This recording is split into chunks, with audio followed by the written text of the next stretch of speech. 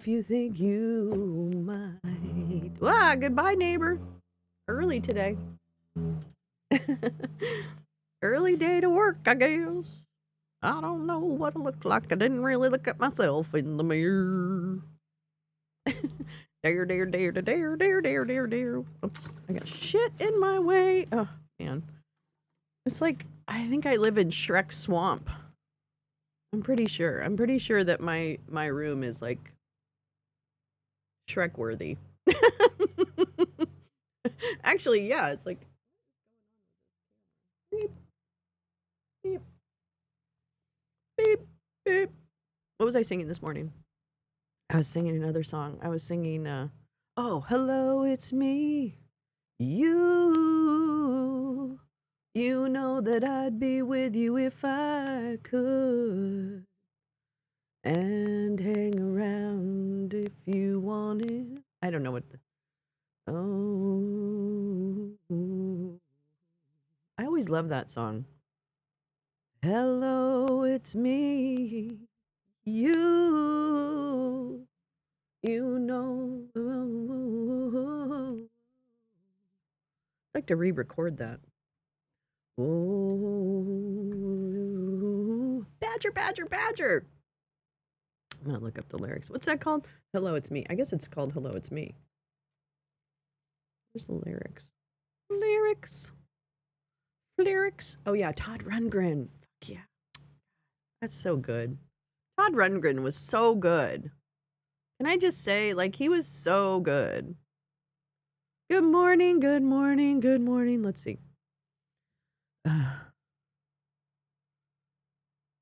I can't, oh, the spoken intro.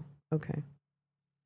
I'm like, spoken intro, what? I'm like, I don't know how to sing that.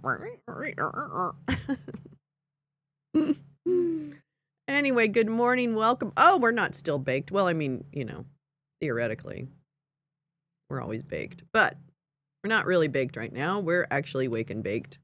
We're waking and we're baking. So hold on, let me just fix that. I gotta create a new thing in my OBS. Hi, Neil. How are you? Todd is God. Yes, he did make some fucking fine music. So you're absolutely right about that. I gotta listen to him. You know who else I want to really listen to again or more deeply in terms of their stuff is Bob Dylan.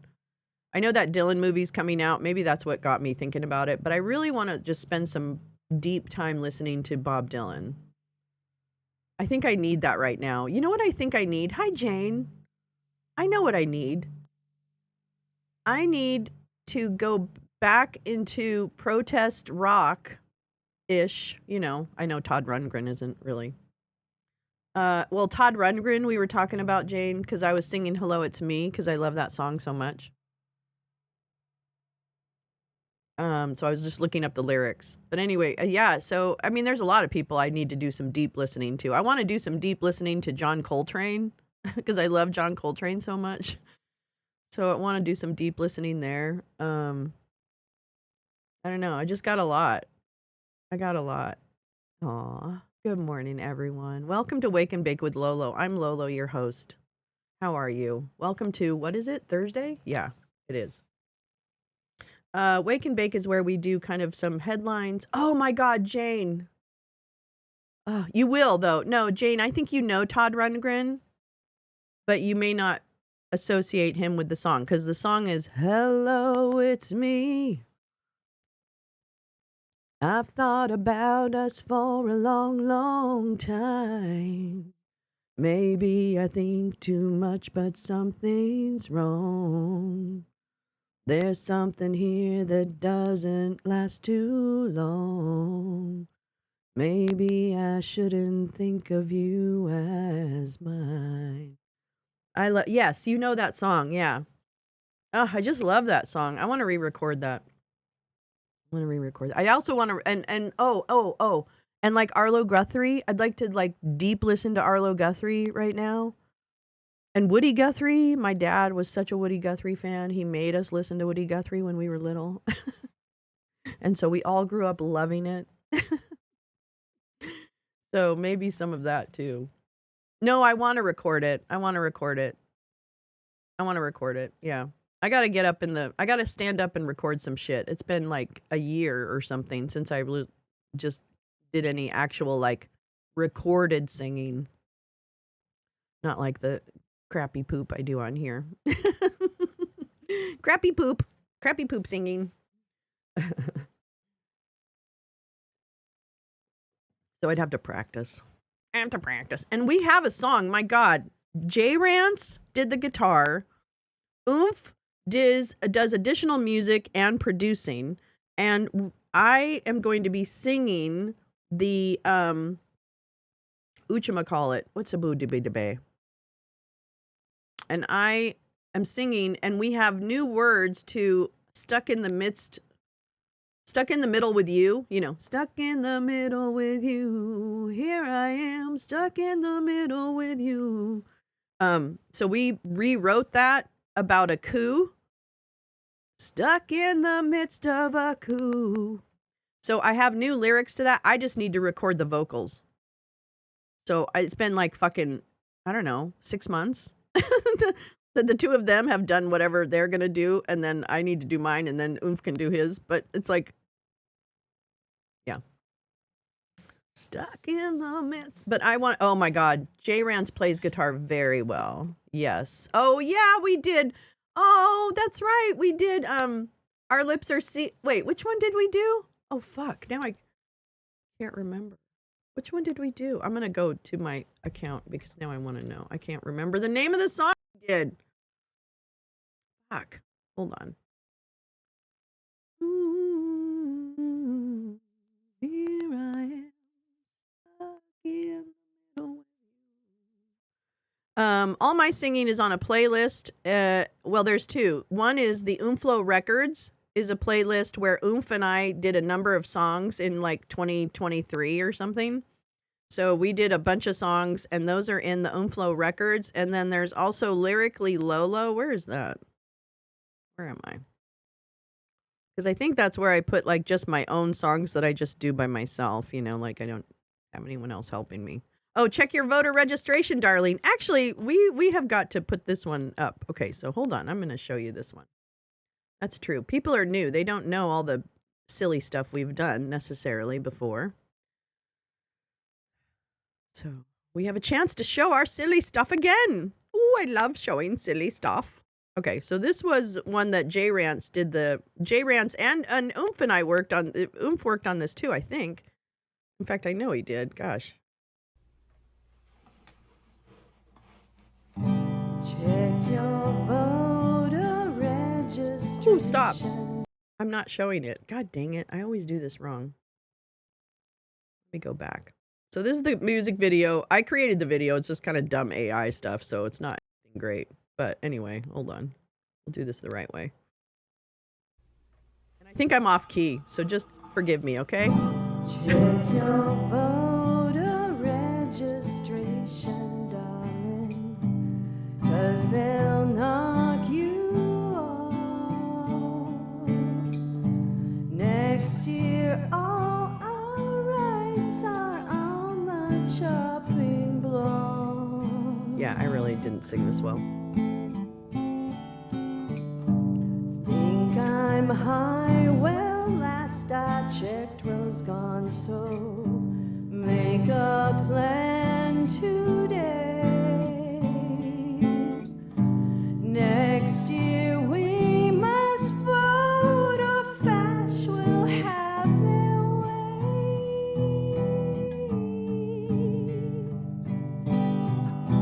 Once again, GOP is lame. Lindsay has no shame, it's true. Ooh. Maggot brains are on auto drive, screaming Hunter's mine, love who. Someday soon we all will have to stand up and ensure love wins. Until then, we'll have to keep away somehow.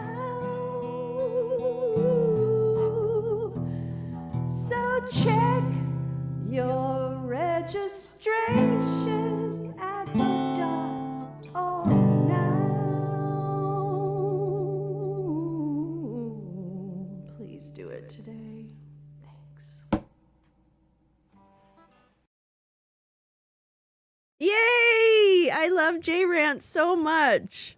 And my daughter drew this. This is based on, you know, this model of Lolo's Lounge, the original. It's based on my father's, oops. Oh no, I don't like this. This is a stupid song I did. Thank God. Anyway, yeah, I know J-Rants is so cool. J-Rants is so cool. I know that was I was straight. I was too high on that song and I didn't do a great job, but it's a beautiful song and J-Rants is just an amazing guitarist. Oomph is also an incredible musician. He does a lot of different stuff and he also produces and knows and does it with like just kind of like magic, you know. He just like, okay. Good Rundgren, is that the last name? Good Rundgren? What do you mean? Oh, Todd Rundgren. I can't now I'm Rundgren. It's Rundgred. Rundgren. No wait. Todd. Rundgren? Now I can't even remember how to spell it. Good morning, butterflies. There was no notification? Oh my god. What is going on with this? What's wrong with YouTube? I think I'm being shadow banned. No.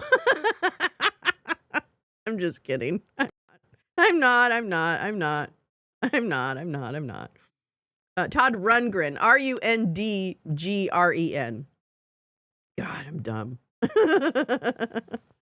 Yeah. Anyway, so I need to record stuff in a lower range. I am an alto and I need to stop trying to be a soprano, so I'm going to try to not be a soprano anymore.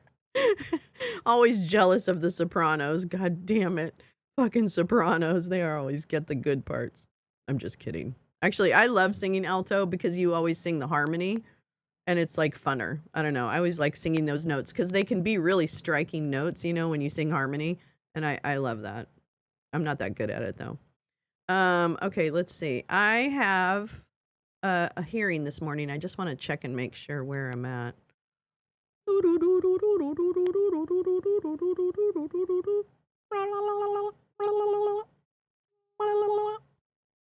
Anyway, good morning. Welcome to Thursday. It's almost Friday. I hope your Wednesday was good. I made a little video this morning. 25-second video. I guess I should show it to you. Let me see, because it just came out. It's hot off the press. Shit. Not what I wanted to do. Anyway, where am I? Me.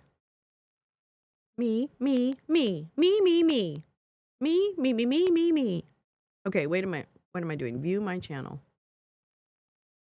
I think it's a short, right? Nope. They put it up as a video. Okay. When I was a little kid, Todd Rundgren played at a high school dance. My brothers and they all oh my god, that would be incredible. Jiminy Crickets, Jim. That's incredible. All right, here's my page. There's me. Where? All right, this is one I want. I just made this morning, and it's only 25 seconds, so it's not going to be the worst thing you've ever seen. Investing $1 billion or more gets a very expedited approval process because, you know, the approvals, when people come into the country, it takes them, in many cases, 14, 15, 16 years to get the approval. We have Leah's around here. Not for billionaires, though.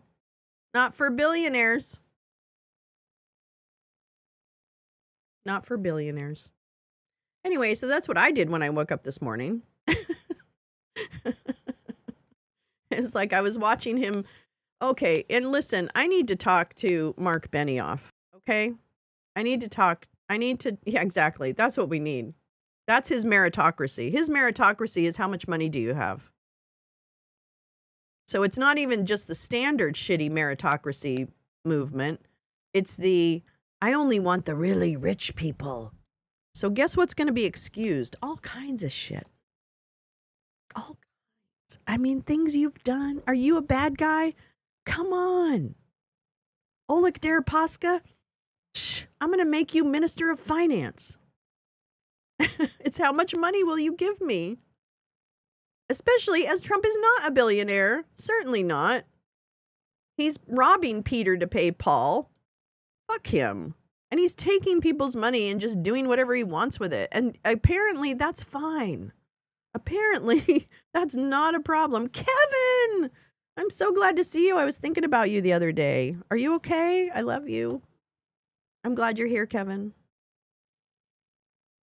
So yeah, yes, I have, oh God, I was watching that. That's what I was watching. And the Benioffs apparently own, um, the Benioffs own Time Magazine because the bitch who's the CEO, have you seen that woman? What the fuck is she all about? Oh my God. The CEO of Time, have you seen her? Oh shit. No, you got it. It's bad. Oh, it is bad. It is BAD bad. Okay, so wait, I gotta make sure I don't miss this Senate Aging Committee hearing on people with disabilities. I kind of want to listen into the disabilities hearing at 7. So, we got some time. Okay. We have time. Don't worry about it. Don't worry about it. But anyway, so it was, let me see, there's some stupid channels rerunning it over and over again, so we can probably catch the part that I'm thinking about. Of course, we won't be able to. Oh, here we go. Let me just see if I can find. Oh, that's actually the bell. Oh, no, actually, this is. Oh, yeah. You pay 21, which is not bad, John. Great Oh, job. You've done okay, they're things. not. That's not the part I wanted.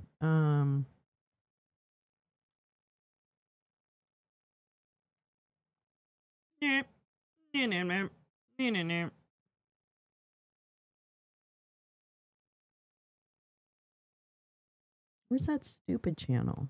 There's always these dumb channels that are like covering it over and over again, like the Times, something, like some weird ass copycat outlet.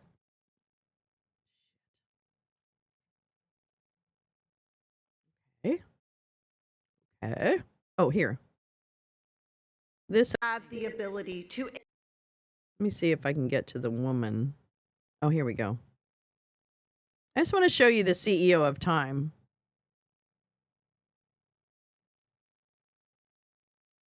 I think this is her part. Hold on. Okay. Good morning, and I am honored to be here as the CEO of Time. It is incredible to be at the New York Stock Exchange to welcome and recognize today's announcement, the 2024 Time Person of the Year. And my extensions, they don't move when I move my head. Since 1927, which makes it only more sad, lady. The Person of the Year, the individual who had the greatest impact on the headlines of the past year. President Trump, this year, Time's editors recognized you again as the 2024 Person of the Year for remaking American politics, and in doing so, reordering the world as we know it. We are honored to have you here with Jessica, us today. That's a bad thing. Okay. I am grateful. Oh, Carla, I love you. Good luck, baby. I am grateful to the Intercontinental Exchange and New York Stock Exchange leadership team, Jeff Sprecher and Lynn Martin, who are so great to host us and have been so great to me personally.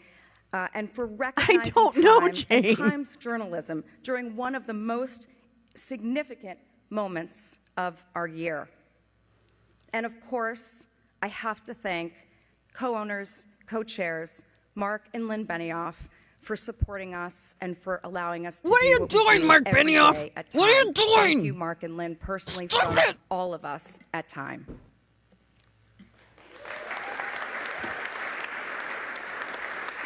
Person of the Year is a monumental effort and collaboration across every part of Time. Thank you to the team members who contributed to creating and sharing this important work. I'd especially like to thank our editor-in-chief, Sam Jacobs, and the entire editorial team for their exceptional Sam Jacobs is going to get storytelling some and journalism directed throughout tweets. the year. That continues to uphold Time's legacy as one of the most trusted Time was media always, I mean, in it was the world actually today. Time lost its Thank luster you all years for being ago. here. I'd now Probably like to when take this a cunt moment to took welcome over. the founder, chair, and CEO of ICE, Jeff Sprecher.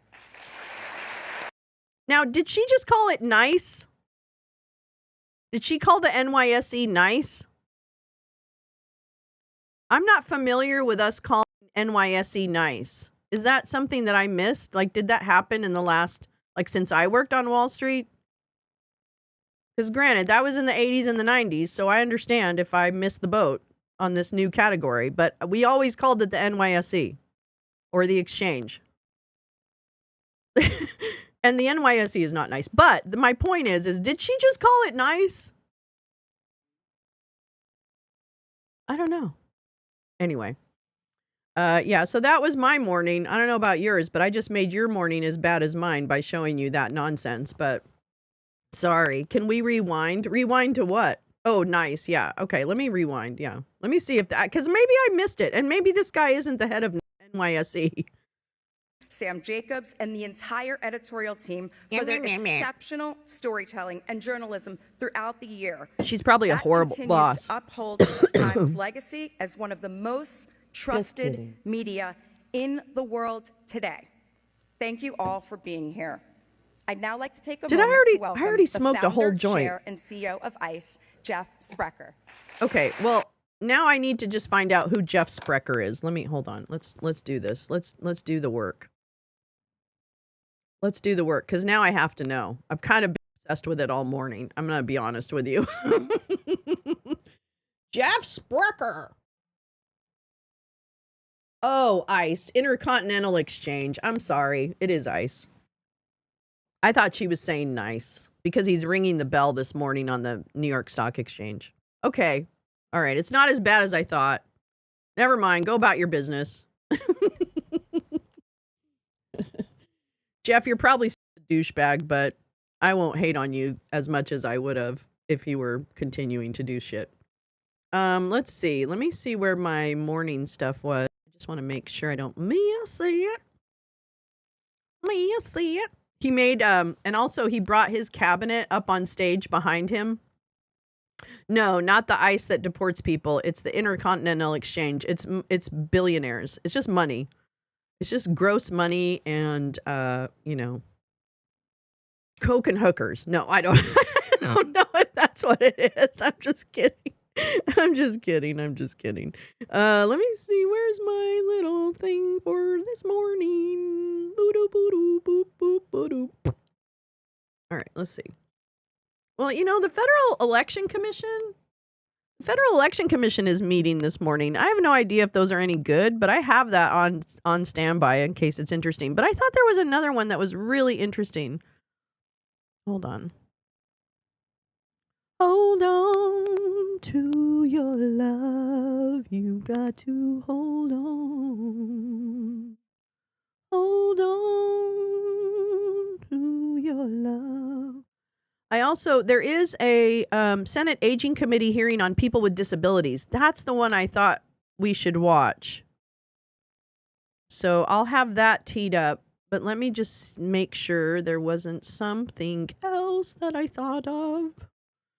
I thought I had another hearing that was lined up, but let's just see where we are. Blar. Blar, blar, blar. Anyway, good morning. Mark Zuckerberg just gave $1 million to Trump's what? What?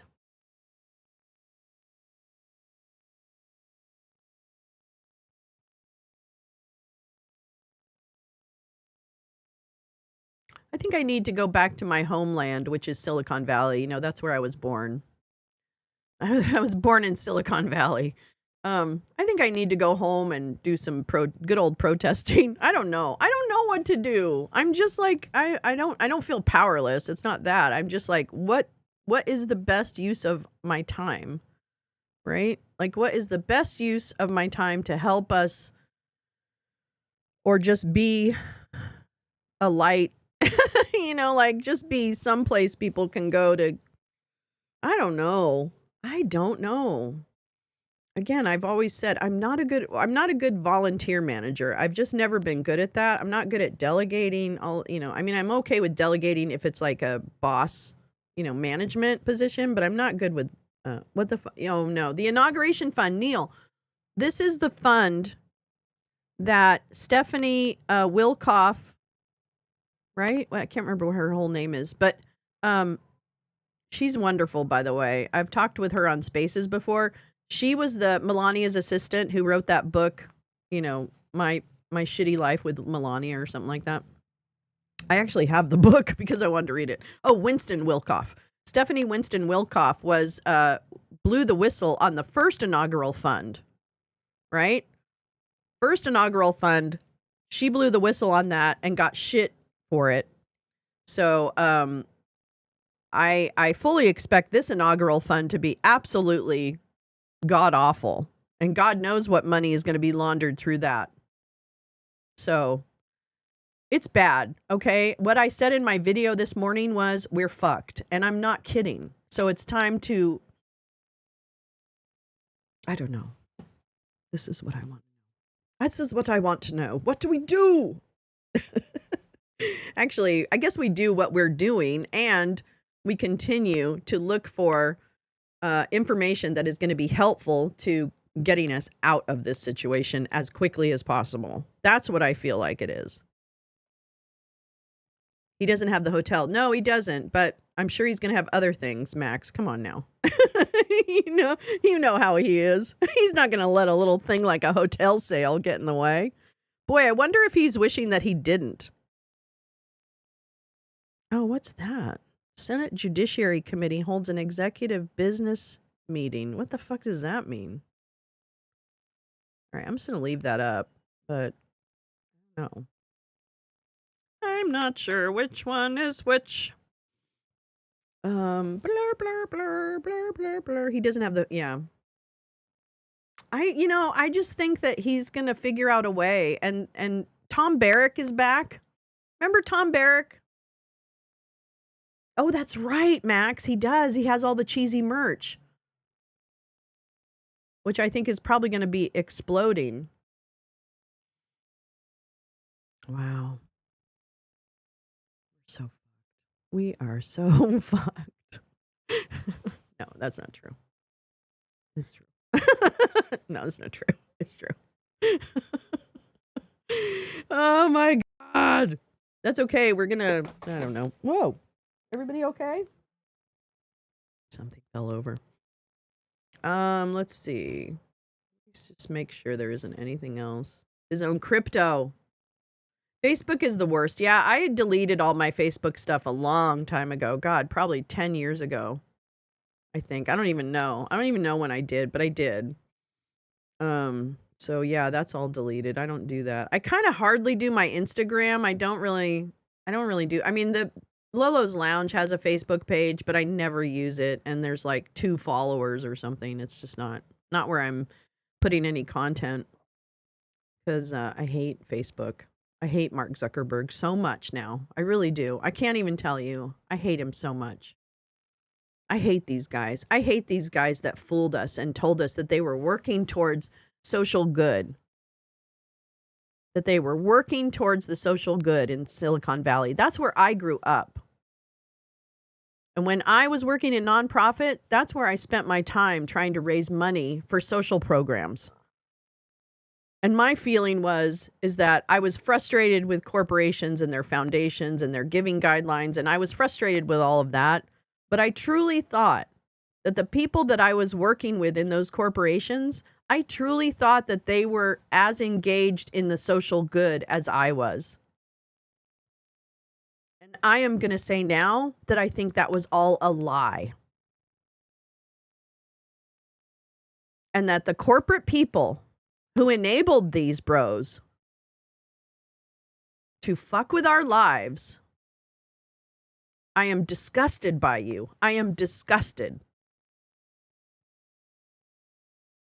You turned your back on all the girls you thought you were helping when you funded my after-school programs. You just fucked their entire future.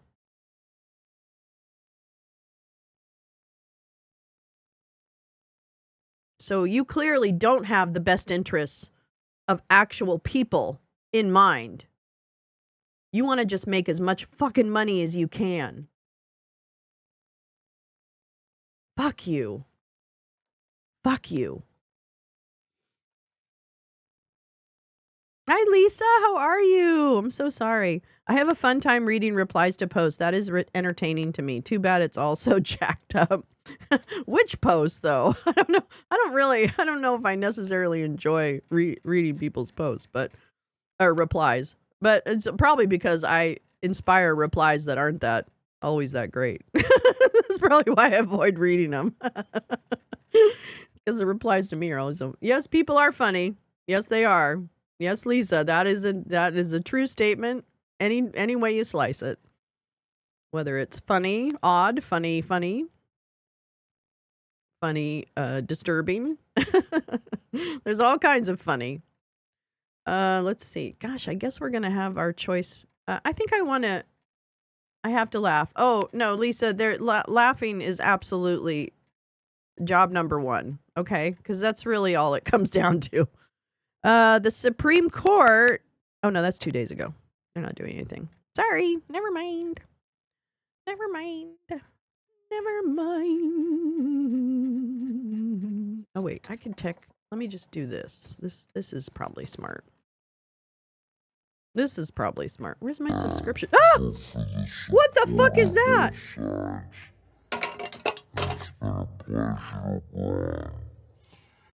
This committee has championed issues facing older adults, including protecting against frauds and scams, ensuring nursing homes provide safe, quality care, okay, and advocating for this is the older aging workers. on hearing on disability. Have been bipartisan. This is a committee on aging. In the last 8 years, the committee has expanded its reach to champion the rights of people with disabilities. People with disabilities deserve the opportunities that all Americans have and the same access that's available to each and every American. This means the opportunity for a person with a disability to secure a quality education, to receive comprehensive health care, to earn a living wage, and to save for the future. We've seen great progress in these efforts with the leadership of strong advocates, many of whom are here today, and their families. Today's hearing will focus on that work and opportunities that still lie ahead of us. Let's start with home and community-based services, known by that acronym HCBS.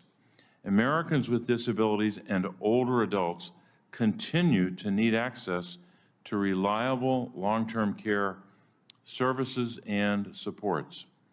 There are more than 700,000 people on waiting lists for Medicaid home care services, and they have to wait for over 4 years on average to begin those services, to have the benefit of those services.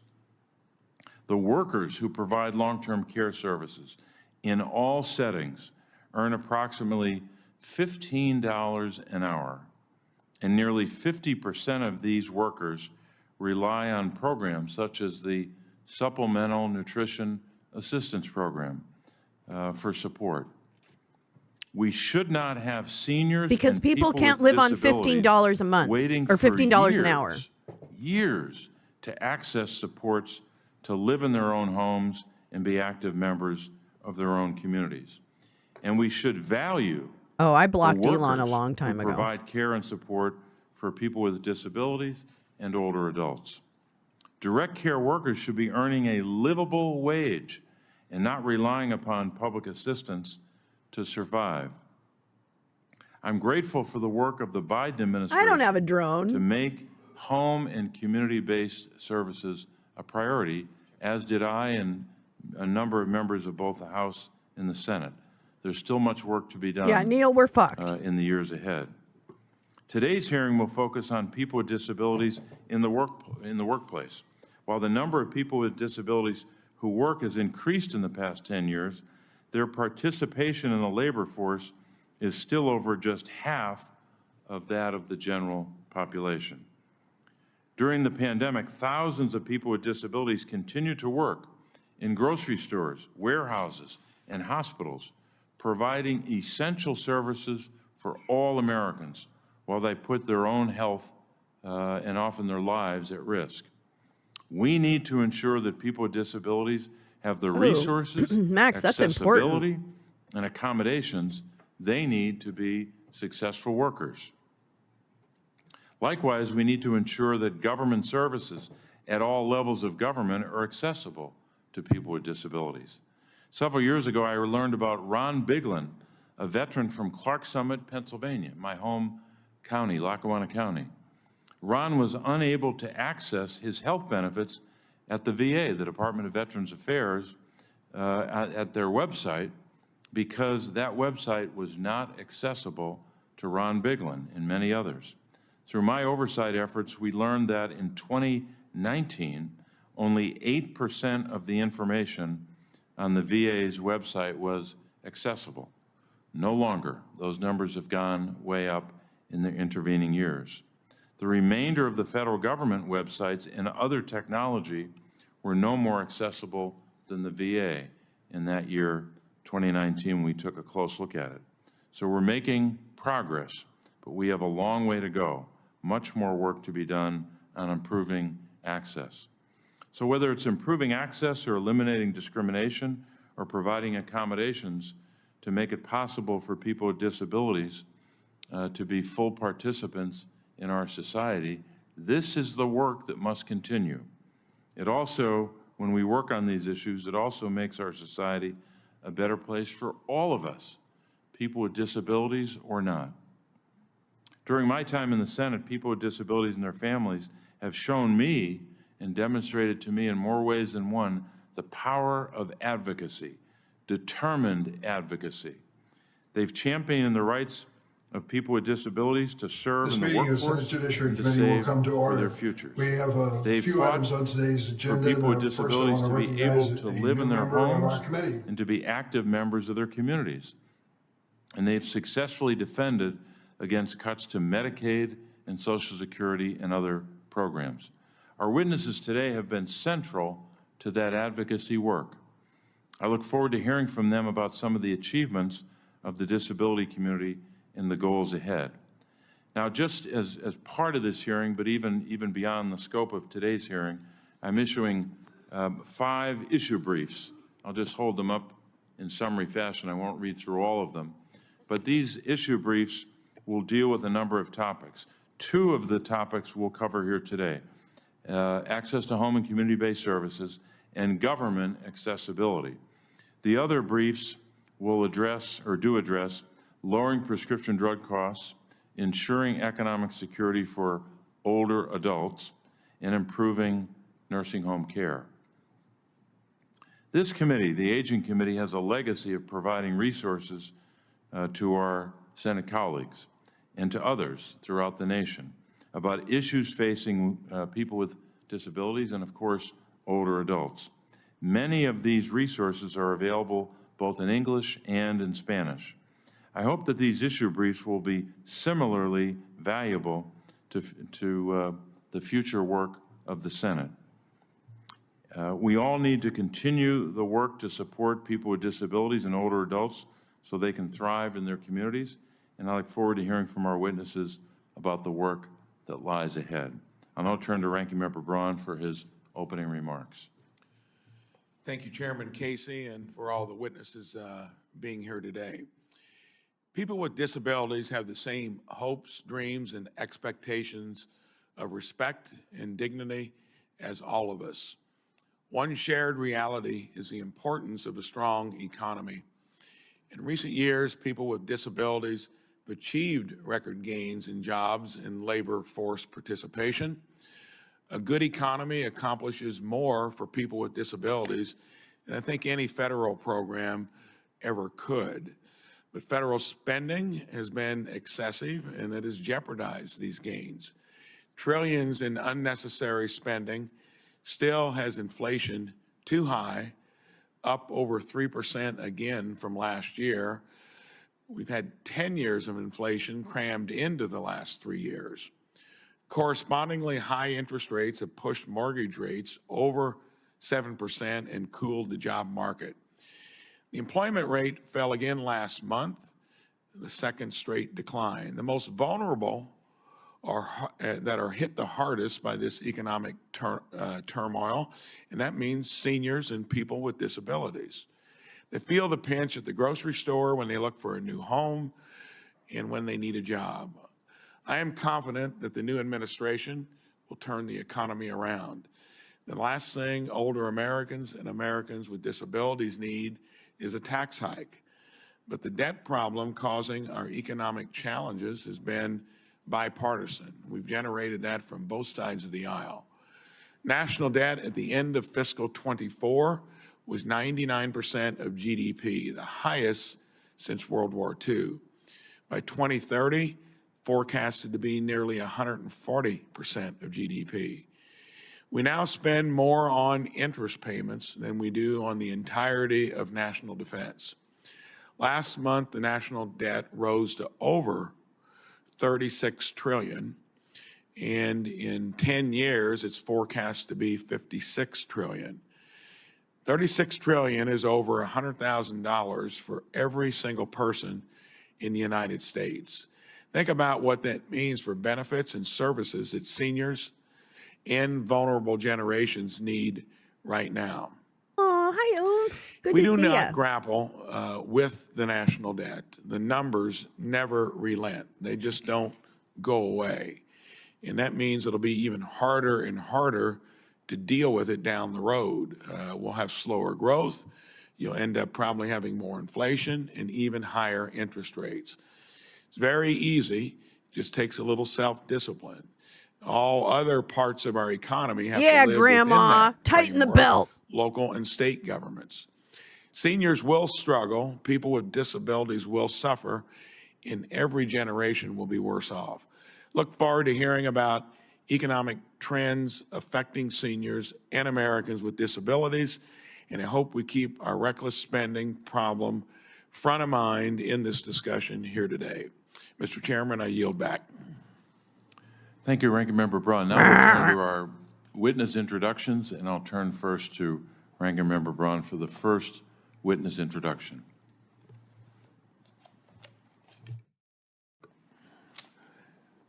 Brent Orrell is a senior fellow at the American Enterprise Institute. Mr. Orrell specializes in job training and workforce development with a special focus on disadvantaged populations. He is also an expert on the impact of technological change in the workforce, which is rampant here in this day and age. Mr. Orrell previously held multiple roles in government, including at the Department of Labor and Health and Human Services. Thank you for testifying. This is the Senate Committee on Aging. Senate Committee on Thank you, Aging. Member Braun. I'll now turn to the remainder of our witnesses. Our first witness is Aaron Willman. Aaron is the founder and CEO of the White Cane Coffee Company in Warren, Pennsylvania, and I've been there. It's a great coffee company in northwestern Pennsylvania.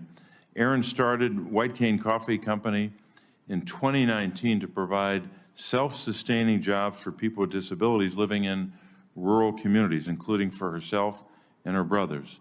So, Aaron, we're grateful you're here. Grateful you made the trip. Coming from Warren County is quite a ride. So we're grateful you took time to be with us. Our third witness is Lydia Brown. Lydia Brown is the Director of Policy at the National Disability Institute. It will be. Professor of it will become the Committee on Cutting University Social Security and Medicare. University. I'm not laughing. Counselor Brown's research focuses hysterical. on economic security and wealth building for individuals with disabilities. Counselor Brown, we're grateful you're here today, and thanks for sharing your expertise with us. Our fourth witness is Mayor Neil McDevitt. Mayor McDevitt is the mayor of North Wales, Pennsylvania, in Montgomery County in the southeastern. Well, this is kind of a heavy Pennsylvania, I guess, so Bob? Representation from the Northwest making and the some friends on your way out? all in one hearing. Mayor McDevitt was elected thanks, Tom. as mayor, I guess elected in 21 and started Can serving you in drop 22. the @ of that And channel? is Just believed the to be @ the first deaf if you have mayor it. If you don't, I can elected look to it a up. But if you municipality happen to have in it, the United if States you of could just America. drop the @ So, part, Mayor, thank you then for being with us people can today find and that sharing channel. your It's so expertise and good. insight. And our fifth witness is someone I've known a long time, a great advocate, Ijin Pu. Ijin is the president of the National Domestic Workers Alliance. She is also co-founder and director of Caring Across Generations, a coalition of organizations working to strengthen the caregiving No, infrastructure I know. I'm for giving him America's families. oh, okay. Ijin is That's a weird. The @ recognized sign? expert in family and elder care and has been recognized by Time Magazine as one of the 100 most influential people in the world. Ijin, we're grateful you're here today and really have enjoyed working with you, and thank you for sharing your expertise with us. So we'll start with our first witness, Mr. Oro, for his testimony, and then we'll go right down the line from there. Chairman Casey, Ranking Member Braun, other members of the committee, thank you so much for the opportunity to discuss the critical issues facing aging and disabled workers in America. I will focus on two dimensions: the practical demands of the economy and the moral responsibilities of our society. The largest factor shaping America's economic future is demographics. Our population is aging rapidly, with the fertility rate falling and the median age rising from 29.5 years to 38.9 years since 1960. From 2000 to 2005, our workforce grew by 12 million workers. Between 2017 and 2022, that figure was just 1.7 million. Demographics drive growth. Older populations work and consume less, reducing economic dynamism. While we cannot quickly reverse population trends, we can engage marginalized groups, older workers, people with disability, people with criminal records, and others.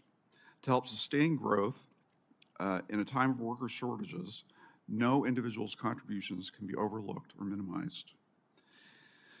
The second dimension, that of the moral, is that being American means believing in the dignity of every person. Work provides a vital way to express that dignity, aligning skills and interests with the needs of the economy and our fellow citizens. For older and disabled Americans, this is no less important. If we neglect to uphold and support their participation in the workforce, we will not only hurt our economy, but fail to uphold the core value that every human being is entitled to equality and dignity. The participation of older workers in the workforce has been rising steadily, with 19.2% of Americans age 65 or older now working or seeking work. In 2000, 25% of post-retirement age seniors were employed compared to 32% today. By 2032, older workers will make up 8.6% of the labor force compared to 6.6% in 2022. Similarly, the employment rate for individuals with disabilities reached 22.5% in 2023. Oh, and that's shit. the Lee, highest be since careful. data It's so collection began fucking in 2008. dangerous out there. Be However, this is safe. still just 1/3 of the rate for workers without disabilities, and the employment rate for those with disabilities is twice as high as the general population. Many disabled workers face additional barriers, such as limited access to full-time jobs with benefits, and roughly half of disabled Americans are also over the age of 65, which compounds their difficulties in the labor market. Advances in artificial intelligence, automation, assistive technologies all offer opportunities to remove barriers and expand employment for individuals with disabilities. Screen readers, voice recognition software, and AI-powered communication tools enable individuals to perform tasks. Why does once everybody have inaccessible. to work? For older workers, AI Like, tools why can simplify why do complex tasks, all, and telework I mean, not, platforms can people allow should them to work if they remain want at to. home and I'm work fine from with there. that. However, the benefits of technology will only be Why? realized if we have Oh, an econ intentional, lessons. They have a design good and resource. policy Yeah, support Tom behind it. introduced me to it. Policymakers should be looking at They have a ways to great make these resource technologies about just accessible like and putting affordable. all of this in perspective. In terms of recommendations, we need to be promoting inclusive employment practices in the workplace. We need to invest in education and training to expand access to learning across the lifespan to help older adults. Is there a and way people we with can spread it out so that disabilities nobody gain new works too skills. much? I think that's it. And we need to leverage technology for inclusion. Or let's go back to bartering. I think this is an area that is ripe for public and I can private make people investment, like a lasagna. to adapt these new technologies to the needs of the elderly, or older workers, and people with disabilities. The challenges posed by our demographic shifts and gaps between work And older AI and is going to disabled job replace a seekers lot are of the formidable, artwork but they are not insurmountable. that the By baseline fostering artists workforce do inclusion on for older productions. and disabled So they're Americans, we can thinking strengthen about both using our economy AI and our to do social that commitment baseline work to dignity and equality. and And finishing it together, off we with can build a humans. labor market that reflects both our values and maximizes the potential of every person. I mean, you we so could much have for the opportunity yeah, I mean, I to offer think socialism, testimony. but, you know, that's me. Mr. Earl, thank you for your testimony. We'll turn next to Aaron Woolman. Aaron? CAP CEO Hello, pay. I'm Erin Willman. I am the founder and CEO of iykyk Coffee, and I would like to thank Senator Casey and Senator Braun, along with the rest of the members of the Aging Committee, for inviting me to speak on subjects that both I and many in the disabled community face. A lot has happened since I was here in February. I have received an incredible number of calls and emails from disabled persons and organizations that assist the blind and disabled. The common theme of those messages is that things are actually changing. We are not yet where we need to be when it comes to disability access and acceptance, but we are getting there.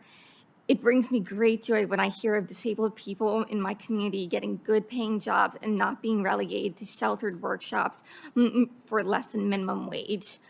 A few weeks ago, an engineer from a large manufacturer in our county visited our coffee factory to see how we adapted our workspaces and machinery to accommodate our employees. He honestly wants his company to be inclusive. I consider this a huge step forward. On a side note, I had the honor to run for PA State Representative for District 65. Even though I lost my election, I found the majority of people that I met were accepting of me as a viable candidate. The best part of the experience was having younger people come up to me and tell me that because of my running for office, they too feel that they can also create change in their community in both large and small ways. Today, I would like to talk about accessible education and how it can be bettered with the RISE Act. People ask me all the time if I went to college. The answer, I am sorry to say, is no. Despite the fact that I graduated high school at the age of 15, I felt wholly unprepared for the challenges that my disability would bring me in a college setting. However, my hope is that others in the disabled community won't feel that trepidation when they seek out higher education. But I recognize that there are things that need to be changed for that to happen. At this time, people with disabilities who wish to go to college and need accommodations to be successful have to prove that they are disabled through costly testing, even if they were born with a disability or have previous documentation from when they were in high school. I remember how nerve-wracking it was for those in my life who were heading off to college. I can't imagine putting more stress on a person with a disability because they have to prove their disability to get the support they need to thrive. If a person already has documentation that they are disabled, that should be sufficient. I don't believe that there are any prospective students who somehow became able-bodied would want to ask for the same assistance they had before when they were disabled. While proving that a person has a disability is disheartening enough, there's also the issue that many schools make it difficult to find out what sort of assistance and accommodations are available to disabled students. When looking into a college a student wants to attend, they have to comb through websites, visit the campus, and even in some cases, contact I think the NYU is still the largest personally property owner just in to New find York out City, if in Manhattan the at school has the least. accommodations that they would need to access the education offered by the college. If one school does not have the accommodations a particular student needs, the student will have to repeat this search process as many times as needed until they can find a school that is suitable. Not only can that process be stressful, it can be so disheartening as to possibly turn them away from the idea of going to college at all. It doesn't have to be this way, though. If schools were upfront and transparent on what accommodations are available, stress of finding the right school would be lessened significantly, making the transition to higher education easier. Now I believe it is time to give the spotlight to our educators. We have all had that at one point in our lives, had a teacher on who has inspired and helped us find our path in life. So I believe that they should have help to continue that work on a wider scale. It is an unfortunate truth that many teachers do not have the training that they need to accommodate a student with a disability. However, under the RISE Act, this is a problem with an easy solution.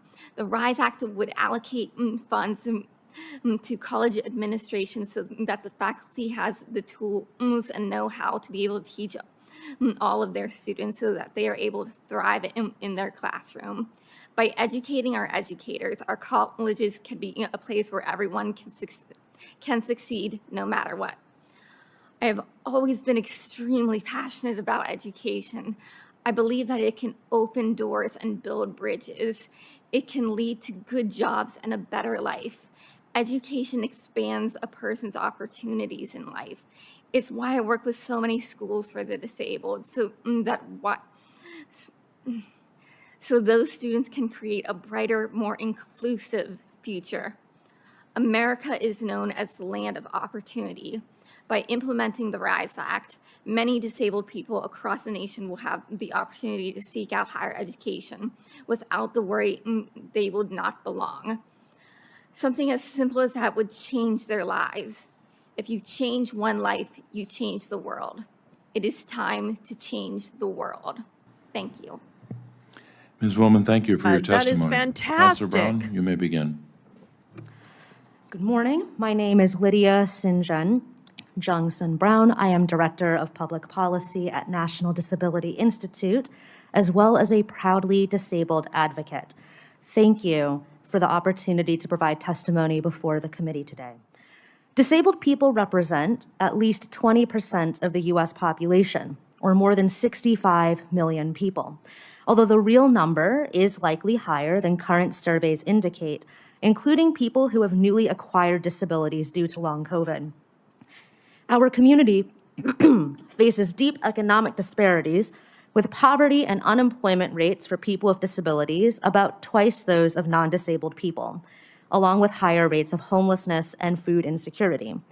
According to NDI's research, disabled people are more than twice as likely to be financially vulnerable as non-disabled people. Only 51% of working-age disabled adults are confident they can pay their bills on time, and 46% of disabled adults carry more debt than they can manage. Fewer women with disabilities, disabled people of color, and LGBTQ people with disabilities are financially healthy than people with disabilities who are men, white, or non-LGBTQ. Over 30% of disabled households have an income below $15,000, a rate 5.6 times higher than for households without a disability. And those numbers are substantially higher for Latinx and Black households with disabilities. These economic disparities in earnings, savings, banking, and wealth building are exacerbated for the many people with disabilities who rely on means-tested public benefits to survive. Many disabled people rely on Medicaid as the sole provider of long-term supports and services, help with eating, taking meds, getting dressed, even positioning their bodies. These services that can keep people in their own homes instead of nursing homes and institutions, as well as enable people to enter and remain in the mainstream workforce. Eligibility for Medicaid, however, is tied to eligibility for Supplemental Security Income, SSI. A beneficiary is prohibited from having more than $2,000 in countable assets if single, and $3,000 between both spouses if married, asset limits that were last updated in 1989. A person with a disability who wants to work and is able to work for any amount of hours is precluded from seeking the same array of opportunities as a non-disabled person if that disabled person relies on Medicaid-funded support to live at home or get to work. Some disabled people turn down promotions, hours increases, and raises in order to maintain eligibility for Medicaid because accepting the increased wages would not cover the gap if they lost their benefits. These asset limits can force people to choose between going without necessary medication or paying their light bills, or buying enough food, or making rent.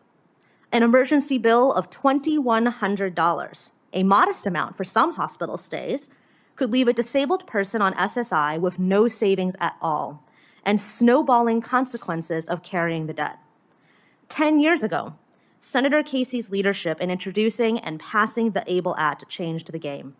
People whose disabilities began before age 26 can now access a savings vehicle that can conserve up to $100,000 total without their savings counting against them in determining eligibility for SSI and for Medicaid. Money in an ABLE account can be used for a wide range of qualified disability expenses, including otherwise unaffordable assistive technology and healthcare, as well as educational and employment-related costs. For many disabled people on Medicaid, an ABLE account is also their only available means to save for retirement. In recent years, NDI also championed Senator Casey's leadership in passing multiple improvements to ABLE, including the ABLE Age Adjustment Act, which widened ABLE eligibility to people whose disabilities began by the age of 46, a provision that comes into effect a year from now and will ensure eligibility for more than 6.2 million additional people with disabilities, including 1 million veterans. As we look forward to the future of the ABLE program, we know there are many opportunities for further growth and improvement, especially to benefit the most impoverished people with disabilities who may not be able to make contributions to an ABLE account, and disabled people who are working and earning enough to make contributions in excess of the current $18,000 annual limit. Bye, Jim. Members of the Senate are care. currently Send our considering a love. range of improvements for the ABLE program, all of which would greatly increase financial capability for people with disabilities. The ABLE Direct Deposit Act and the ABLE Employment Flexibility Act would codify common sense improvements, like allowing direct deposits and employer retirement contributions into an ABLE account. The ABLE Awareness Act, the ABLE Tomorrow Act, and the Enable Act would collectively support engagement and education efforts around ABLE to increase enrollment for eligible beneficiaries, protect against Medicaid clawbacks after a beneficiary's death, and allow one-time lump sum contributions over the annual limit. Language in these bills would also permanently adopt provisions allowing additional contributions to ABLE accounts for working people with disabilities, a saver's credit for ABLE contributions, and rollovers from 529 education savings accounts to ABLE accounts. Opportunities remain for increasing economic opportunity and participation for people with disabilities, who deserve to have the full range of financial choices and freedom as people without disabilities. Future legislative efforts can expand eligibility to more people with disabilities, protect rights of youth in the foster system and adults under guardianship, and increase disabled people's ability to save for retirement on par with non-disabled people. NDI believes in a future where all people, both disabled and non-disabled, can be assured of basic economic security and opportunity. This includes a future in which disabled workers can save for retirement on par with non-disabled workers, and disabled people have no ceiling on the amount of income they can earn and savings they can build, just like everyone else. Senator Casey, please know that you have made a difference. Thank you again today for the opportunity to speak before this committee. I urge you to continue championing policies that advance equity, financial inclusion, and economic opportunity for people with disabilities. Together, we can create a society where all people have the resources and opportunities to achieve financial stability and economic security. Councilor Brown, thank you very much, and thanks to the work of NDI. Mayor McDevitt. Good afternoon. As a resident of the Commonwealth of Pennsylvania, I am heartened to sit before Senators Casey and Fetterman on this special day. Ranking Member Braun and other members of the committee, thank you for welcoming me today. I sit before you today as the mayor of North Wales Borough, an amazing community of 3,400 residents in Montgomery County, just outside of Philadelphia. That may not be remarkable in itself. There are, after all, over 519,000 elected officials in the United States today. I am unique in that I am, as far as we're able to tell, the first deaf person to be elected to the office of mayor who uses American Sign Language as their primary means of communication. I'm also a proud alum of Gallaudet University right here in Washington, D.C. As an elected official who uses American Sign Language and the first one in the Commonwealth of Pennsylvania, I found out very quickly where the barriers are. In a tiny community like North Wales, I'm blessed that the Borough Council and Borough Manager wisely had funds set aside in their budgets long before I was elected to ensure accommodations for people with disabilities. I know that this is fairly unique to small communities across the United States. The sad truth is that I don't have enough funds available to cover all of my interpreting needs, and I need to pick and choose where I spend those funds. Senator Casey, I shared the challenges I had with you and your staff. In your research, you also found another barrier that exists for people with disabilities who want to get involved in politics. That is, if a person with a disability simply runs for any office, be it paid, barely paid, or unpaid, they can lose their supplemental security income, SSI, or Social Security Disability Insurance Income, SSDI, even if they don't raise any money or they lose their election. In two separate congressional sessions, Senator Casey presented two bills. The Removing Access Barriers to Running for Elected Office for People with Disabilities Act would address the discriminatory language in the Social Security Act that penalized people with disabilities for running for office. The second was the AID, Accessibility and Inclusion to Diversity Local Government Leadership Act of 2024 to address my challenge. That is, for small communities like North Wales Borough. It would establish a grant to reimburse those municipalities for accommodation expenses they incur for any elected and appointed officials with disabilities. These bills are a critical step towards addressing a glaring gap in the demographics of our elected officials. Out of the over 519,000 elected officials across the country, I am personally aware of only 5 who use American Sign Language nationally today. If our elected officials truly represented our populations, we'd have over 1,550 elected officials today using American Sign Language. Extending that further, current estimates say that 10% of all elected officials have a disability of some type, but 28.7% of the population has a disability. The unfortunate conclusion is that our elected officials are not representative of the people whom they serve. The reality is that the Americans with Disabilities Act, ADA, is the last great civil rights bill that was passed with true bipartisan support. As I said during my remarks at the White House's Disability Pride event a few months ago, I woke up one morning with rights I did not go to bed with. The ADA made millions of Americans first-class citizens in our own communities overnight. In the 34 years since the ADA was passed, our political will towards safeguarding these vital human and civil rights have weakened significantly. I call on congressional leadership and senators from both parties to recommit to protecting these vital rights and services for millions of Americans. I ask you to look beyond the rhetoric of soundbite politics and listen carefully to the people who would actually be affected by the policies that have been suggested or proposed by members of the incoming administration. The next Congress can take positive and proactive steps towards ensuring the civil and human rights of people with disabilities. First, The passage of Senator Casey's bills referenced earlier would be an excellent first step towards ensuring that our elected officials are truly representative of the communities whom they serve. Congress must also ensure that all United States citizens are able to freely participate in every American experience.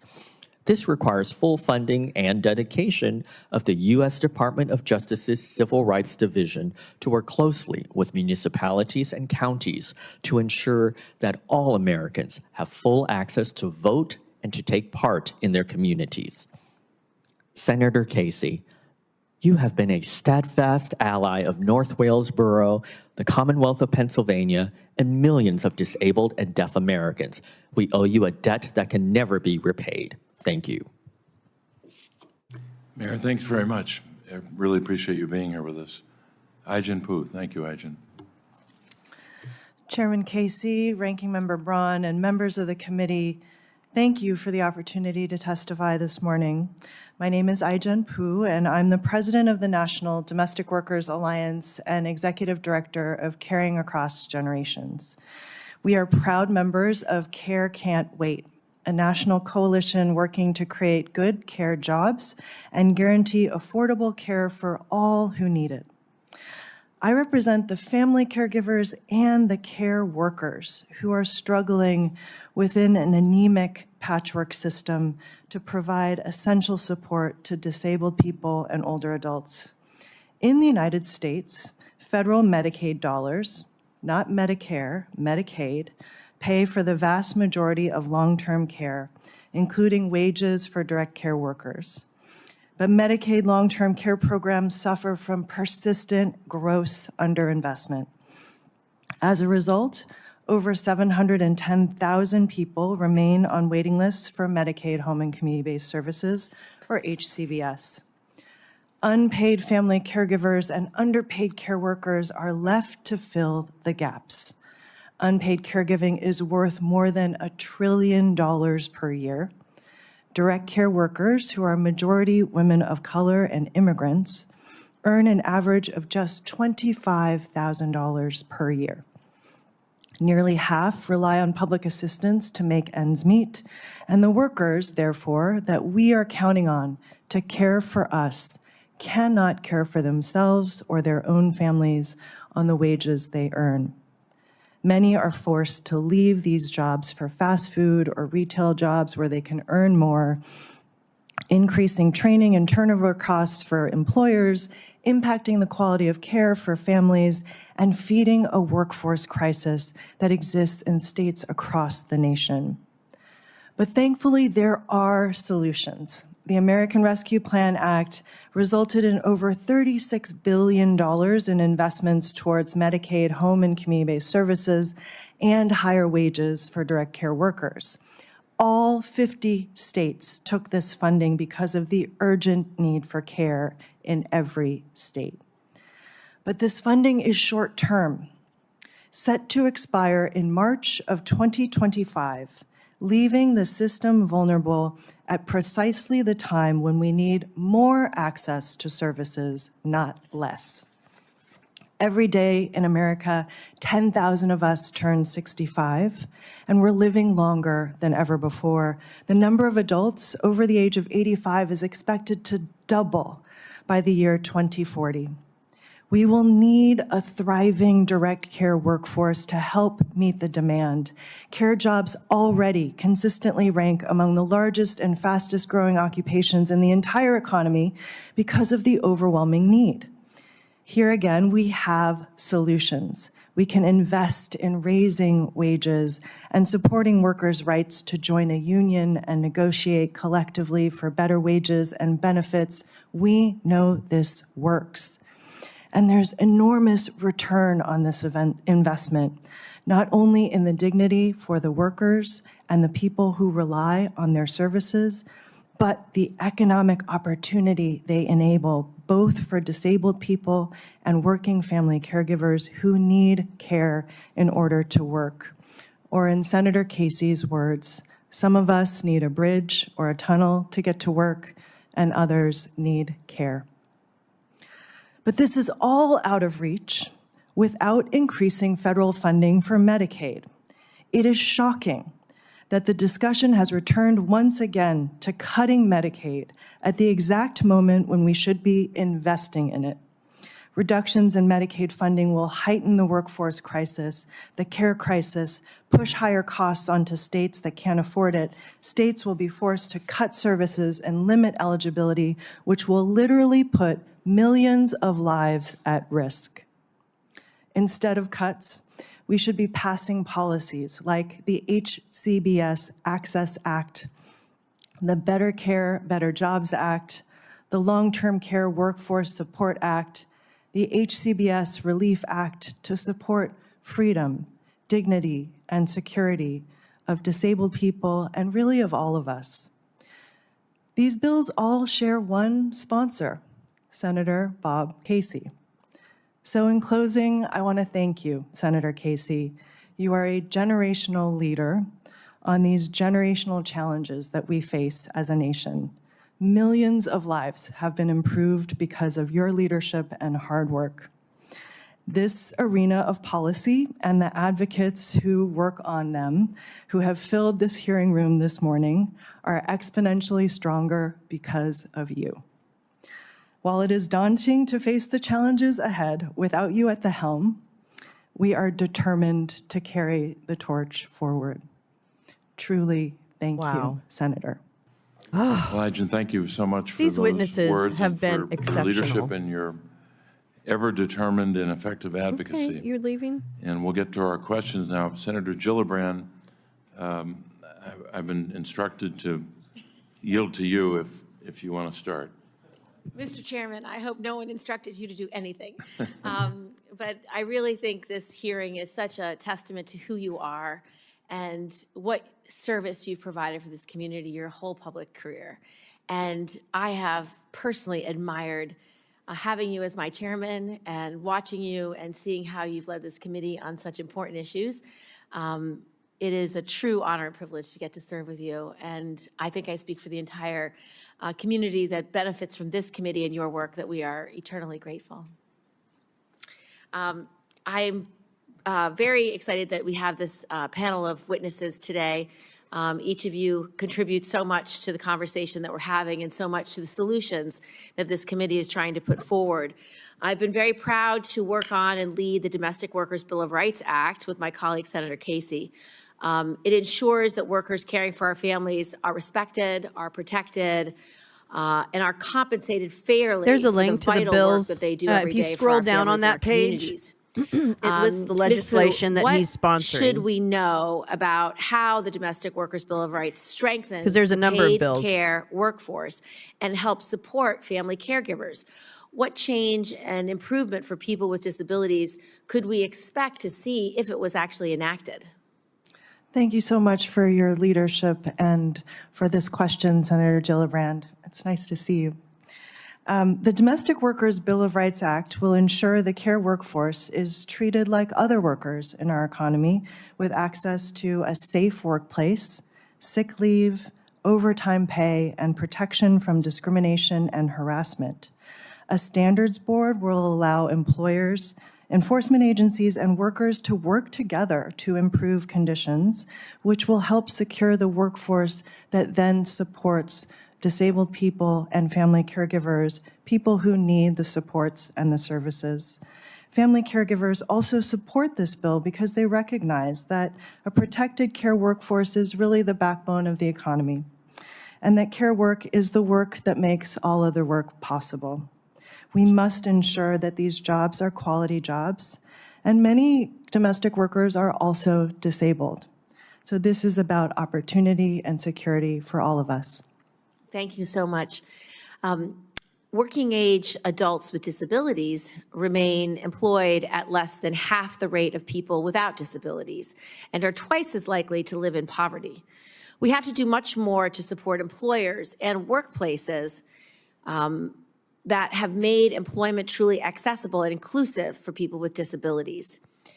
Ms. Willman, what are the biggest obstacles you faced founding the White Cane Coffee Company, and what about operating it now? I think some of the hardest things that we faced when we first opened up White Cane Coffee is sort of getting the word out, having people take us seriously as a company. Many people saw us as the cute little coffee shop run by a blind girl. I am a serious businesswoman, and I wanted to make that clear. I don't want to be just the best blind business owner. I just want to be the best. And so we have strive for that every day. I have won international awards, and I am very proud of that. And even more so, I am proud of my work staff for helping me achieve these goals. How can we help entrepreneurs who want to start businesses like yours, Ms. Willman? I think what we need to do is, again, treat them like people and support them in every way we can. And with having the RISE Act implemented, it will have people be more educated to be able to start their own businesses. And also, if we, I've lost the word. If we implement apprenticeships more often, more students will be able to have firsthand work, so that whenever they go to start their own job, they can feel a sense of confidence. Thank you. Mr. Orell, this is something we obviously want to work on a bipartisan basis. And I know that there could be also some tax policies that could help businesses like the White Cane Coffee Company to be able to empower their employees with disabilities to live full, independent lives. I also have met many people with disabilities who had sponsors to help them do their jobs in the workplace and to be an advocate within the workplace for them to make sure that they can work at their fullest capabilities. So, Mr. Orell, what do you think on those topics? Pardon me. Thank you for the question. I think that we need to focus on the incentive side of the equation, which is how can we support businesses in making this transition. We need, whether it's redesigning jobs, redesigning workplaces, or some other kinds of investments in bringing more disabled people into the workforce. I think that's far more effective than than trying to impose a mandate on employers. I think that actually is counterproductive. It builds resistance. What we need to do is to show business people that with a combination of the talent that disabled people have and the support that they can get through tax incentives and other incentives, that it's a good business decision for them. Thank you, Senator Gillibrand. We'll turn next to Senator Scott. Thank you. Thank you, Chairman. First, I want to thank everybody for being here. First, Chairman Casey and Ranking Member Braun, thank you for your service.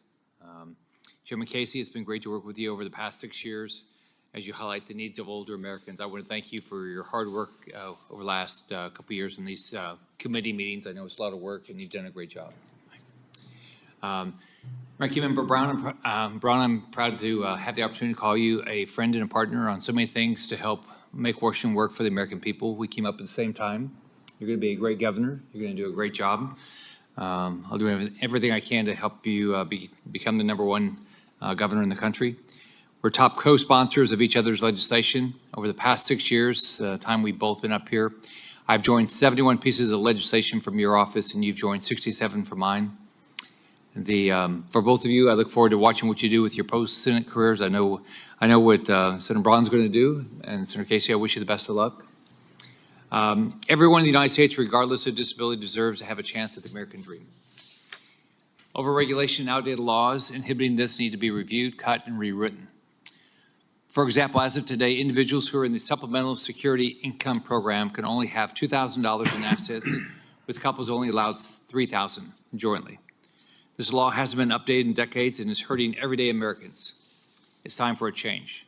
I'm proud to join my colleagues in supporting the SSI Savings Penalty Elimination Act to encourage financial stability for individuals in the SSI program. Individuals with disabilities shouldn't be held back from receiving their federal benefits due to the government not being compliant with federal accessibility laws.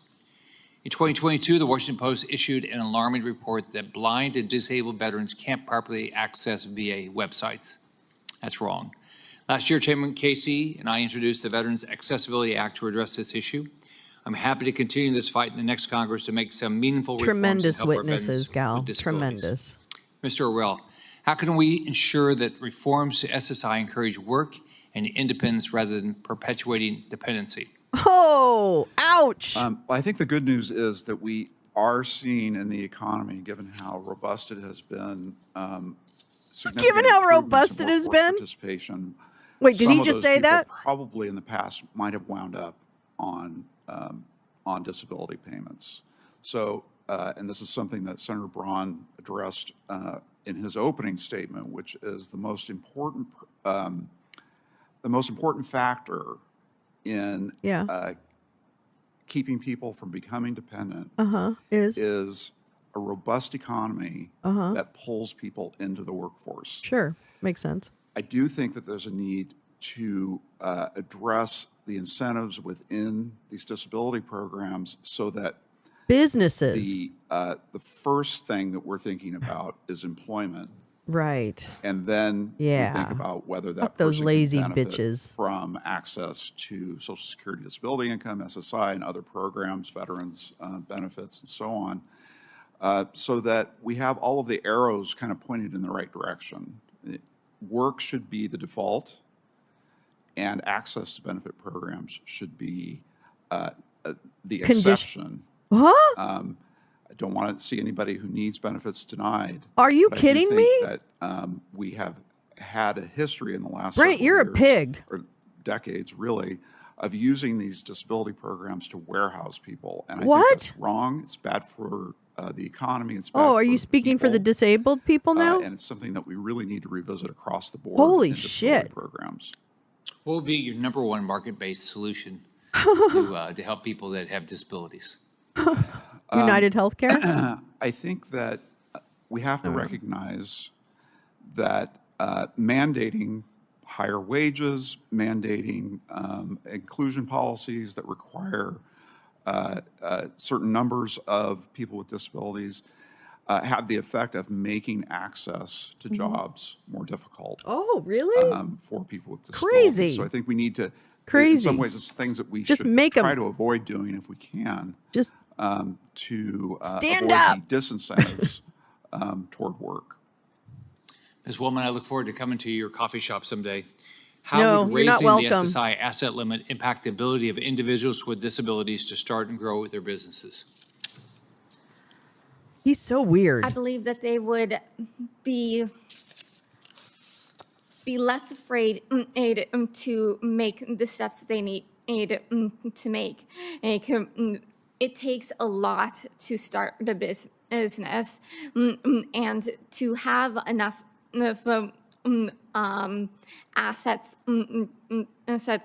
will likely exceed the SSI cap. So if that is changed, more people with disabilities would be able to start their own businesses. Thank you. Thank you, How many Chairman. more people Thank can we you, get to Ranking work? Member. Thank you, Senator Scott. Yes, Rick Scott defrauded Medicare of tens of millions of dollars. How is he the guy for this or senators anything? are in and out. He's a dick. Some coming to ask questions, some here for a period of time and have to leave for other committee hearings, other commitments on a Thursday. So we'll have some senators who will be here for questions and some matcha who won't. I latte know earlier hour? we had both Senator Blumenthal and Senator Kelly here. Sorry and to we're spill the hot expecting coffee in more your lap, Senator senators, Scott. Welcome to in White just a little Cane while. Coffee. I'll start my questions. Her website is in and then I'll turn maintenance to right Ranking now, Member so Braun, and we'll see where we are but you with can other order senators, online coming in and from out. White Cane Coffee. I wanted to direct this question to both Ai-jen Poo and Councilor Brown. As the panel noted, people with disabilities represent at least 20% of the U.S. population, or more than 65 million people. I think most experts believe that number might be an undercount, but that's roughly the number that most people point to. Well, what about the people you have waiting to be reviewed or approved? The so-called ADA, the Americans with Disabilities Act. Yet every day, people with disabilities continue to face barriers. We hear about this all the time. Barriers in making a living wage, barriers to building wealth, barriers to accessing higher education, as Aaron Woolman outlined. Well, he does do some stuff about it. And of course, barriers to securing home and community-based services. So it is those barriers that continue to be the subject of a lot of our work and will continue to be part of the challenges ahead of us and ahead of the next Senate, the next administration, and I'm sure many after that. Despite the many advances that have been made to security, equal opportunity for people with disabilities, there's still so much more that we have to do. And I wanted to ask both Councilor Brown and I know. I have pulled up story about Mr. Smirnov gal. I pulled up story to read. Yes, indeed. Yes, that's my friend. Yes. Important to address. And I know you might have a list, and that's okay, but if you could just itemize and maybe prioritize. This is Lydia speaking. Most importantly, for many people with disabilities, we need to continue to have access to and increase support for home and community-based services. These are services that are available and funded through Medicaid. And I am echoing some of what Ai-jen shared a few minutes ago during her testimony. People with disabilities rely upon those services in order to access employment, to enter the workforce, to stay in the workforce, to grow their earnings, and ultimately to grow their savings and to maintain participation in the mainstream economy. Over the last year, we know that employment for disabled people, we've calculated, is up 30%. That is a dramatic and important increase for people with disabilities. With the right supports in place, people with disabilities are able to work in ways that support their bodies and minds. We are able to participate in the workplace. We want to participate in the workplace in ways that work for us, and ensuring that continued funding and increasing levels appropriately for Medicaid will guarantee that that can continue to happen. We also know that now, the ABLE program, which has allowed many more people with disabilities to continue benefiting from Medicaid, has resulted in $2 billion. That's billion with a B, just to clarify that, billion with a B, $2 billion saved through ABLE. There are 187,000 ABLE accounts currently open. That's an average of $11,000 per account right now. Obviously, individual accounts might have greater or fewer assets in them. However, we do know that these provisions allow people with disabilities to get jobs, to keep those jobs, to save money, build their wealth for the future, and have a financial future. I will just simply build on Councilor Brown's thoughts here and say, I would like for Congress to prioritize your legislation, the Better Care, Better Jobs Act. Breakthrough in that legislation is the knitting together of investments in services and the workforce, which are truly interdependent investments. You cannot have more access to services without a strong workforce in place. And without a strong workforce, it is really, there is no foundation for home and community-based services. So we were so grateful to have this legislation introduced, and the momentum that it has gained in the last few years is extraordinary, and I really hope that Congress will take this up. And in any case, we should not be entertaining cuts to Medicaid.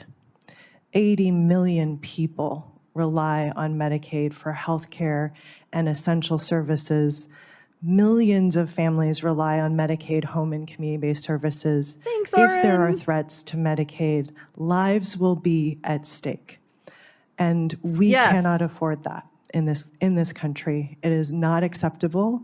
And we just hope that this next Congress will protect Medicaid and strengthen Medicaid and invest in Medicaid home and community-based services. Well, Ajit, I wanted to emphasize what you just said, both the importance of advancing home and community-based services Hi, legislation, Muskie. the Better Care, Better Jobs Act. It's better that you said it first than I said it for the next Congress, the next administration. But I thought it was also noteworthy and significant, as well as you emphasized, not cutting Medicaid, which it would be, in a word, catastrophic for the country, and it really beyond catastrophic for the most vulnerable. But you also said on page 2 of your testimony the following: the American Rescue Plan Act resulted in over $36 billion to expand access to Medicaid home and community-based services and raise wages for direct care workers. And then you put in bold, all caps, all 50 states took this funding because of the extensive need for care across the country. I emphasize those words from your testimony because this is no longer in the realm of theory. We have data now that every state has embraced this, at least to begin to erect a kind of foundation for home and community-based services that does not exist in the United States of America. So this great country that we are doesn't allow the choice for an individual, I hear you, either a Muskie. senior or a person with a disability, to make the choice to say, I want to have care in my home.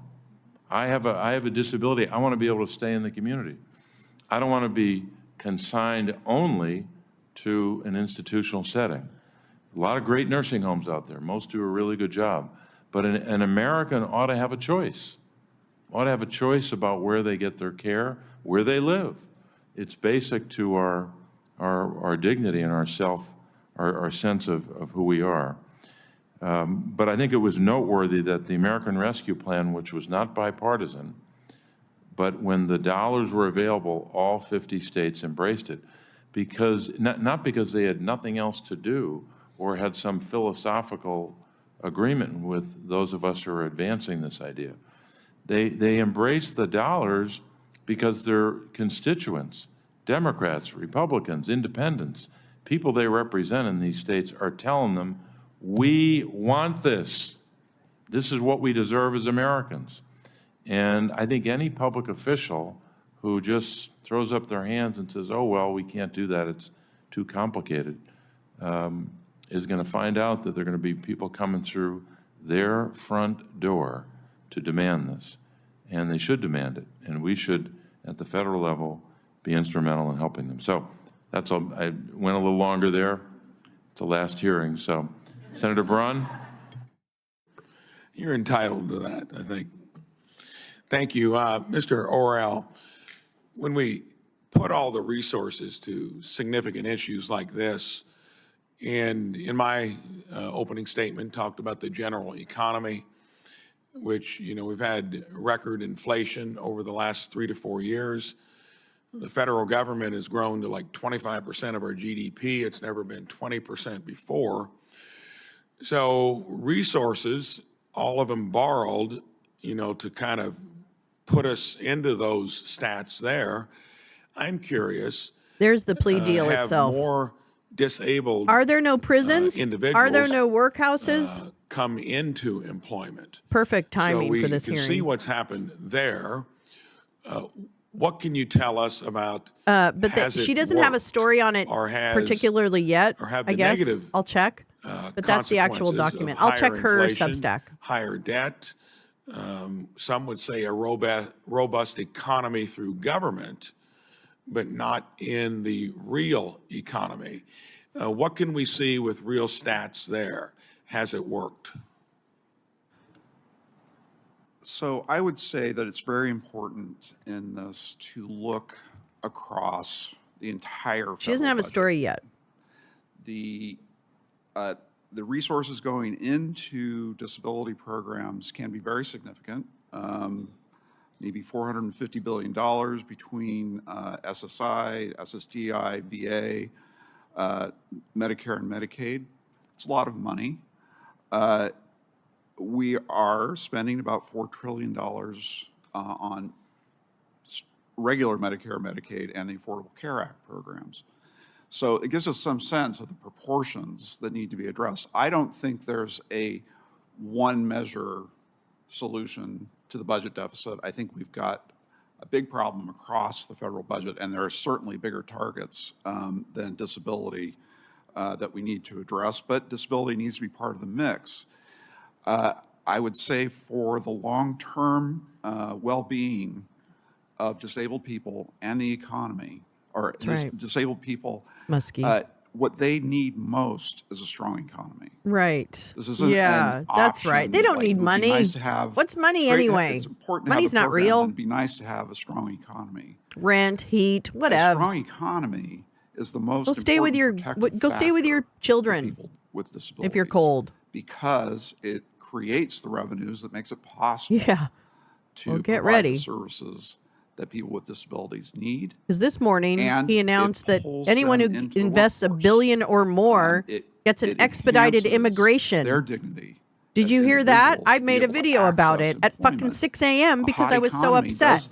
It does that better than anything else we can do. So better than what government would be able to do through directing resources, even particularly yeah, at thanks, the problem. Obama. So let me say this. I have a son with autism. Fuck humans. Fuck the environment. Fuck humans. Did you see it, Tom? Yeah, I was so mad. And like, I got to clip this and I got to put it out. He's now enrolled in a vocational training course run by the state of Virginia. I had a granddaughter, she passed away, who was severely disabled. Exactly, Neil. Exactly. Nursing coverage for her. Look I know 2 disabled people. I do not diminish the importance of these programs. Really? You don't? They do make a big contribution to the well-being of our citizens. They keep people alive. Douche whistle. Have people on these benefit programs that would be better off with accommodations and supports that would allow them to work. We need their work. This isn't strictly altruism. We have an extremely tight labor market. We need to get more out of that labor market. And then, has there been a measurement over the last 4 years? That guy has big balls sitting at that table. I'll tell you that right now. Come into the workforce significantly? Has it been flat or has it gone the other way? I would say over the last decade, we've seen significant improvement in people working. Would you say that? Is that a feeling? Disabled people moving into Is that a feeling? Any observation over the last 4 years where we've had dramatic inflation and the economy? Right. We're going to do another dig at Biden. Let me get my dig in. I would say the evidence is mixed. We have seen a reduction in the number of people on disability that was driven by some regulatory changes. Do you have any data about how we assess disability? Some of that reduction was due to people aging out. I hope she was working at a cotton mill so she could contribute to society. It's not exactly I'm sorry. That's the answer to the question. It's gallows humor, but it's funny. I'm sorry. Wage inequality has declined because of very strong employment market. We've got more people with disabilities in the workforce. Okay, but you just said it was mixed. I'm very confused, sir. I'm going to need your fucking data. Pull your pants down and show me your data, because I think that's where it is. One other question. In terms of the responsibility between the federal government and states. Wear a tie, Mr. Braun. You're a fucking senator. State. Generally, they would you just get a blowjob behind the Walmart?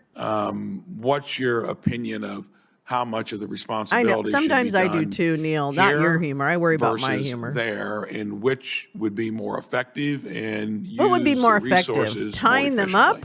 I'm a big chaining them to the sewing machines. We need to what would be the best way? Responsibility and authority over these programs out of Washington and into the states. Oh, into the have a states. much Let's make better this. Oh, handle the states are on so good the at it, needs of their right? communities, Ah, the needs of the individuals living in those the communities. states are just so good at think that they handling need all to their be existing in charge as programs. much as possible in the administration of these programs.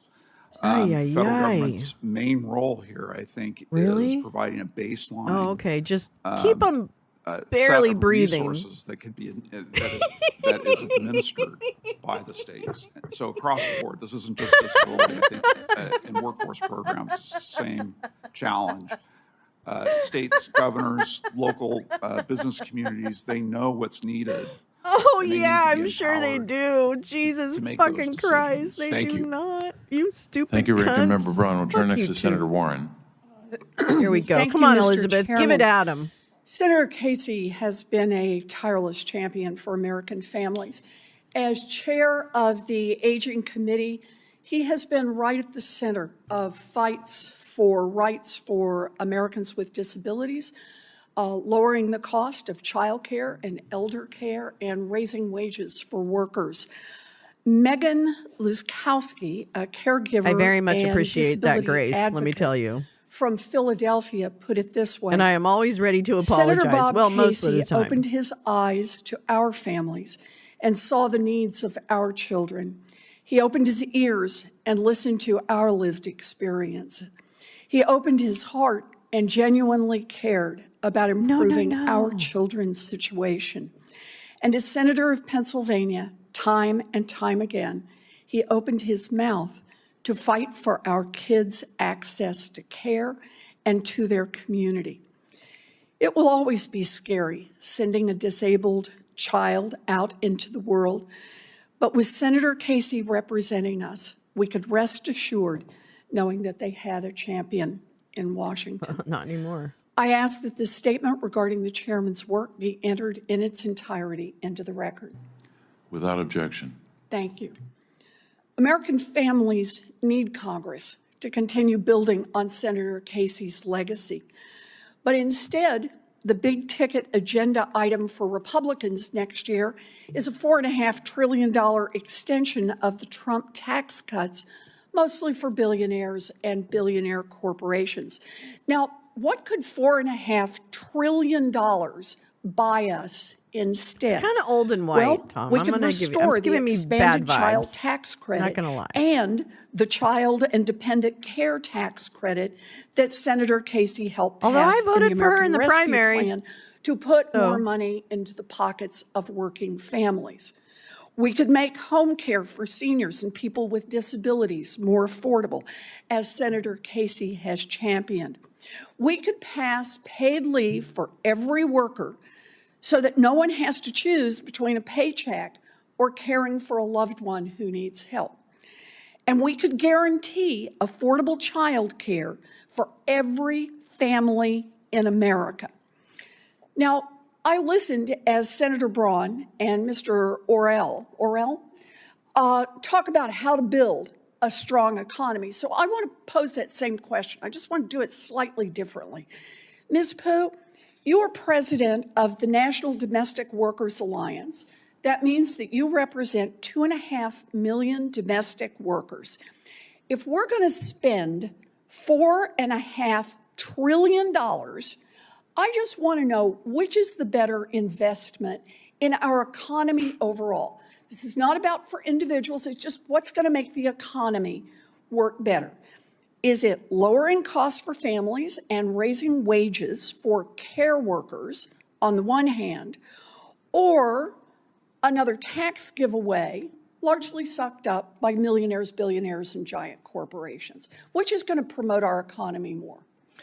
Senator Warren, thank you so much for that question.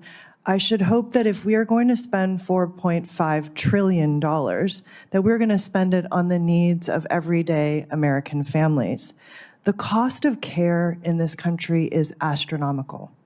Childcare for 2 children costs more than rent in every state in America. Every state. The lack of paid leave costs Americans $22 billion annually, and the cost of aging and disability care at home costs between $62,000 and $280,000 per year. Instead of more handouts to billionaires and corporations, we can afford to ensure every child has access to high-quality early childhood education. Every worker in the U.S. has paid leave, as you said. We can raise wages for hardworking American families. That seems like the better return on investment. That builds the economy. So More I very disposable much income appreciate for your people to put underscoring into this the point. economy. You know, the reminder It's that really when we not raise hard. wages for caregivers, that means there are more caregivers available. More people will go in, more people will stay in. Yeah. More people will make this a part of their careers. And Oh what does my that God, mean? we're so fucking there dumb are in more this people country. who have other jobs that will be able to go to those jobs. You know, I think of this as the double investment. Yes. The investment that is the right investment for those who need the care and the families that are struggling to give it. But also I the would take her investment, as a if we vice want more president workers to in our work economy, one specifically of the on ways we get raising more children workers out in of our poverty. economy That is her to have role care for specifically those is who need designed care on at raising home. children out of poverty. President That's the Trump mission and Republicans for in her as Congress like a vice have been president or clear whatever. that Like she their has plans to pay strong for the authority next tax to make, giveaway to to drive billionaires change and in billionaire agencies and other corporations things. is to That's what I hope. slash That would be investments good. A that good use of actually her grow time. our economy and support these good jobs. No, I think They plan to this cut is a world programs problem. like This is Social not just Security. an They're American planning problem. higher It's a world taxes problem. on everyday items that families I buy, blame the internet. like groceries and gas. Next year's tax fight will be an opportunity to show the American people whose side they are on, the side of billionaires who are clamoring for more handouts, or on the side of hardworking Americans. And I just exposed this Chairman morning Casey, that Trump I know said which this side morning that you he are will on. give you I just wanna expedited say immigration if thank you you invest for $1 your billion leadership, or more in this for your country. He said determination it. and for everything that you have done for American families. It is an honor to fight alongside you. Senator Warren, thanks so much for your comments and also for the great advocacy that you undertake every day on behalf of the people of that other Commonwealth of Massachusetts and the American people and especially American families. I'm so grateful for your work, and we'll miss working with you. Thank you. Senator Warnock. Thank you so very much, Chair Casey. I just want to echo the sentiments of Senator Warren and so many others and take this opportunity to thank you so very much for your fine leadership in the Senate and on this committee, certainly on behalf of Pennsylvanians, but also on behalf of Georgians, on behalf of the American people. You have been a dedicated public servant in the tradition of your family, centering the most marginalized members of the human family, the disabled, the elderly, the poor. And in just the 4 years that I've served on this committee, I will take this gentleman as a presidential candidate. Protections for seniors. Yes, I will. Centered people with disabilities so that all Americans can survive, can thrive, and we can have an economy that serves the whole country. So thank you so much, and I look forward to continuing the great work on this committee. Nearly 15 years after the passage of the Affordable Care Act, 10 states, including, sadly, my state of Georgia, have not fully expanded Medicaid. Georgia has the dubious distinction, in fact, of being the only state in the country that currently requires low-income folks to jump through bureaucratic paperwork. In their own magazine, they published this fact-checking. So Time Magazine published a fact-check article on the article that they wrote about their interview with Trump. Hoops what? To get health care, rather than recognizing that a baseline of health care is necessary to have a strong workforce. It's been a drag on the Georgia economy, to be sure. Ms. Pooh, how do Medicaid work requirements, in your view, affect people with disabilities? Wow, Neil. Senator Warnock, Medicaid work requirements in general quite simply do not work. The vast majority of Medicaid enrollees are working. Right. period. The remaining enrollees are family caregivers, students, I fucking disabled love people this who woman. may not be working for very legitimate reasons, including lack of access to caregiving services. Work requirements are also administratively so burdensome, as you referred to. States spend millions of dollars to set up systems to manage work requirements. Meanwhile, disabled people are particularly harmed by Medicaid work requirements because of the lack of accessible formats for work reporting in state systems, barriers to receiving reasonable accommodations in order to work, employment discrimination, and the high burden That's so of proof cute. to I love that, qualify as Jane. disabled. I do love Warnock. Instituting work requirements means disabled people, family caregivers, direct care workers who provide critical care disabled people and older adults need get caught in red tape, lose their health insurance, and suffer, all while costing state budgets millions in administrative costs that should simply just be going towards making sure people have health care. Yep. And, you know, I appreciate your clarifying the consequences of these political talking points that folks make, because that's what it is. It's not reality. It's talking points. And I'll give you another example from Georgia. There was a young woman whom I had the honor of meeting. Her name is Heather. Heather is a traveling nurse from Dalton, Georgia, and she falls in the Medicaid coverage gap that unfortunately we still have in Georgia. I brought her with me as my guest for the State of the Union address, and I've been dealing with addressing this Medicaid gap since long before I came to the Senate.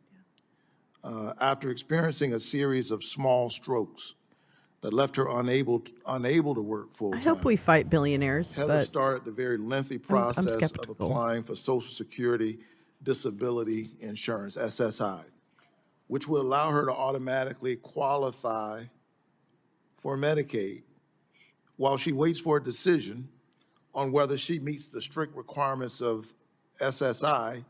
Heather, who is a nurse, who dedicated her life to caring for patients, ironically can't afford to pay for her own medical care out of pocket because she doesn't have enough to qualify for subsidies to buy private insurance. It's a tragic irony. It's a woman who spent her life attending to other people's health care needs, and she's stuck in the health care gap in Georgia. Ms. Fu, should we be making it easier or harder for folks with disabilities like Heather to access affordable health care, and why? Senator, we should always be making it easier for people to access health care. For millions of disabled people with high health needs, Medicaid is a critical lifeline to care that prevents unnecessary hospitalizations, improves health outcomes, and helps bring people who can work into the workforce. People with disabilities cannot afford cuts to Medicaid, and let me be clear that work requirements equate to massive cuts to the program that would lead to less services for health care and care in the home. In Georgia alone, more than 7,000 people are already on waiting lists for Medicaid home and community-based services they depend on for their very basic needs. We have the opportunity to invest in Medicaid and ensure that more people can have access to health care and the aging and disability care in the community they deserve. And just so it's clear to the folks who are listening, non-elderly adult caregivers who make under 100% of the federal poverty level, are they eligible for Medicaid in Georgia? And then we need to get rid of the credit agencies. Caregiving That's is my not other a qualifying passion. activity for the work requirement. Destroy the credit agencies. That is correct. So thank you for your advocacy. Again, Senator Casey, thank you for your incredible I'm telling you, work it keeps on people this poor. and Those so those many other agencies issues. themselves I could keep say so people much poor. about Bob Casey. We need to get what the fuck are they but used it's for? better Fuck said them. really by his own They don't show fuck constituents, all and of a if he would just give me person's worth. A moment Get the as- fuck as out of chair. here. The following testimonial is from Anna, a mother and an advocate from Hanover, Pennsylvania. She said, I brought my children to meet Senator Casey in his office in D.C. in the summer of 2017. I wanted him to hear our story. I wanted him to understand what Medicaid had done for our family, how it lifted us out of poverty and saved us from losing our home. She said, I quickly learned that Senator Casey already had a deep understanding of the positive impacts of Medicaid. He listened intently to our story, and that day he became connected to our family. When speaking of Senator Casey, I always tell people, she said, he's the real deal. He truly cares about his constituents. He remembers their names. He remembers And get their rid of stories. predatory credit cards, Please not know just that your predatory absence lending, but in the Senate predatory will be credit mourned cards by both the disabled that they do to and kids in able-bodied college, et people, cetera. Get not rid of only of that. Make Pennsylvania, that but illegal. of Georgia, people all across the country. Thank you for representing us so well. Thank you for your service to all of us. And I think there should be ask a that this cap on statement interest regarding the rates. I'm chairman's sorry, for credit cards. work, be If you entered want people to if the use them, chairman you got does to not cap object. the interest in rate. its entirety into the record. Sorry, Without I just have a objection. lot Thank of you, Senator Warnock, fucking anger about this, referencing about how we a keep constituent people of in mine. poverty. So many of them that you've worked with and I've worked with in our states. All medical debt off of take on these reports. Yeah, battles, well, to there's be no advocates, reports. There should be and no credit sometimes agencies. I'm against, sorry. No. long odds, and to Period. Full to stop stop. the kind of cuts that were presented in those days, but will be likely part of the dialogue next year. So I know you'll be in that fight. Thank you, Senator. Appreciate it. I just have a couple more questions. I wanted to get to a question earlier to Aaron Willman about subminimum wage. Aaron, you shared in your testimony how you started the White Cane Coffee Company because of lack of job opportunities that you and your brothers faced as people with disabilities. You made it a priority to pay your employees a fair wage and to provide high-quality jobs. Unfortunately, that's not the case for all employers. The Department of Labor has recently announced a proposed rule to phase out subminimum wages to workers with disabilities, but we all know that more work needs to be done to make this goal Gotta take the dog for a walk. I have bipartisan legislation to do that, and we're working even in these last number of days of the year and of my time in the Senate to pass that. But Aaron, I wanted to ask you, what advice would you give to employers, because you are one, and to people with disabilities about how to ensure full, equitable access to both fair wages and high-quality jobs? Thank you, Senator Casey. I think that employers should really do their research to see what benefits they can find to help be able to pay their employees a proper wage. It is difficult out here for us, and so we are doing our best. And for the employees, they should know their worth and know that what they put into the job, they will get out of it, especially if you find a job that does pay a livable wage. Well, your testimony is especially significant and compelling because you see these issues from the perspective of someone who lives with a disability and also someone who has been an employer and a successful employer and an employer of people with disabilities. So we're grateful for that perspective. Mayor McDevitt, I wanted to ask you a question about the issues you raised about running for elected office, which I have done, not with the challenges and barriers that you faced. And I wanted to thank you for sharing your story. You've shared with me and with our colleagues the challenges you faced as a person with disabilities running for elected office and the lack of funding for reasonable accommodations for elected officials with disabilities to perform their duties once they're elected.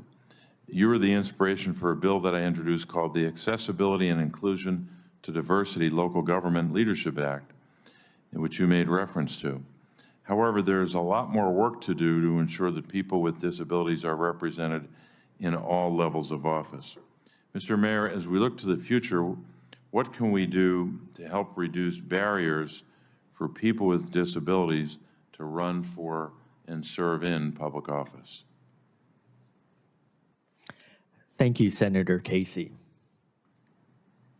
As I mentioned, the bill that you introduced, the AID Act, the Accessibility and Inclusion for Diversity Local Governance Leadership Act, would be a huge step in the right direction because it would remove the cost of accommodations for anyone who wishes to run or campaign. Today now, for example, it feels like open season. Any issue can become politicized. So by removing the cost of accommodations from the discussion, we can focus on the person's abilities, their ability to represent people in their community. One wonderful example of this, in the past, with Senator Fetterman's election, people questioned his ability to represent the state, the Commonwealth of Pennsylvania, because the accommodations became an issue. That should not have been an issue. It should not have been for discussion. Local governments are probably the most accessible place for people to start in terms of the political field. So your act would ensure that all politicians of both parties would be welcome to the table. And that would be a key first step. Thank you very much, and thanks for being both an advocate and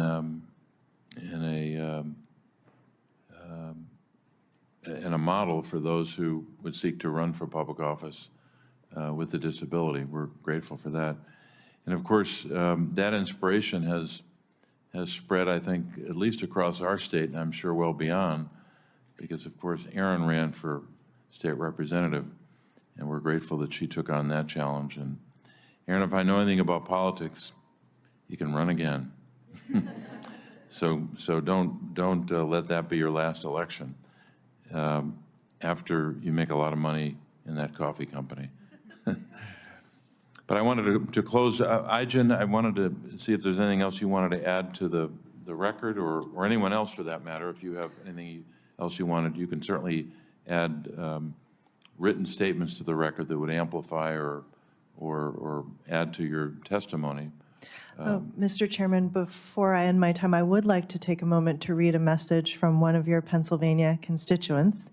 It's a statement from Dr. Amy Houtrow, physician and disability advocate from Pittsburgh, Pennsylvania, the city where I was born, actually. In the disability justice movement, you often hear the rallying cry, "Nothing about us without us." Senator Casey has taken this to heart and brings people with disabilities to the table. Make sure they have a seat at that table and a voice that is heard and respected. In a world where people with disabilities are marginalized, disregarded, dehumanized, and discarded, Senator Casey has used his authority, time, and efforts to elevate issues faced by disabled people. Pennsylvanians, especially disabled Pennsylvanians, and all disabled Americans have a champion in Senator Casey.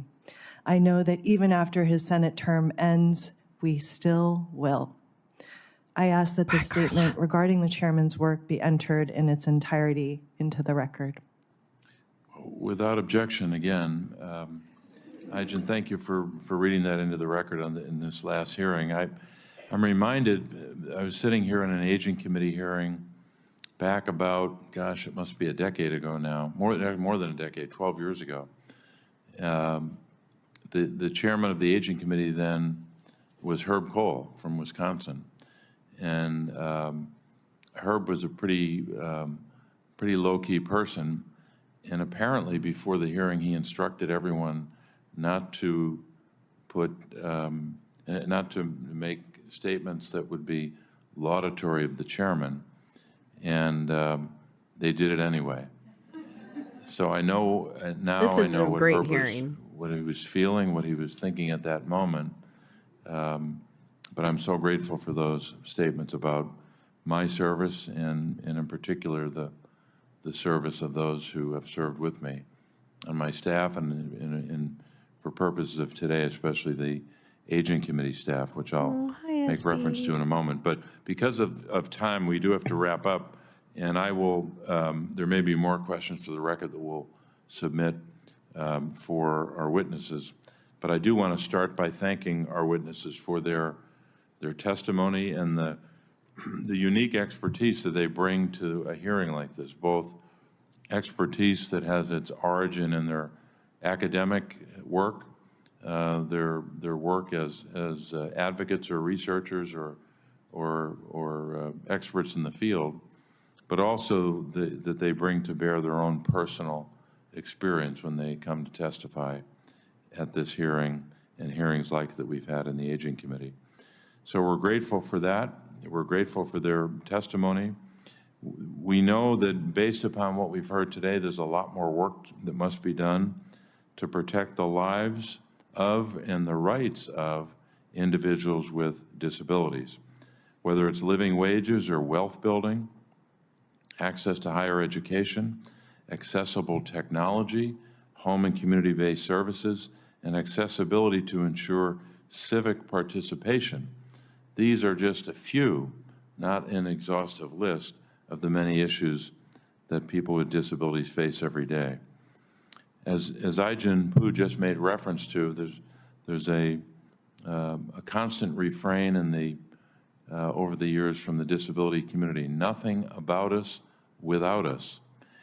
My job as chairman of this committee has never been to speak on behalf of seniors or on behalf of people with disabilities or the disability community.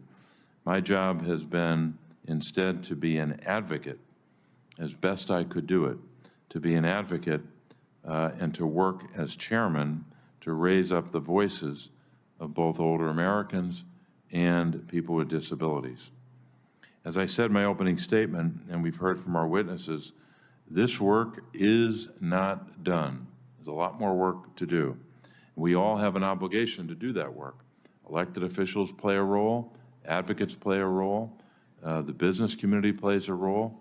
Every segment of society, every sector of our economy has a role to play in lifting up and affirming the rights of and the dignity of and the contributions of people with disabilities.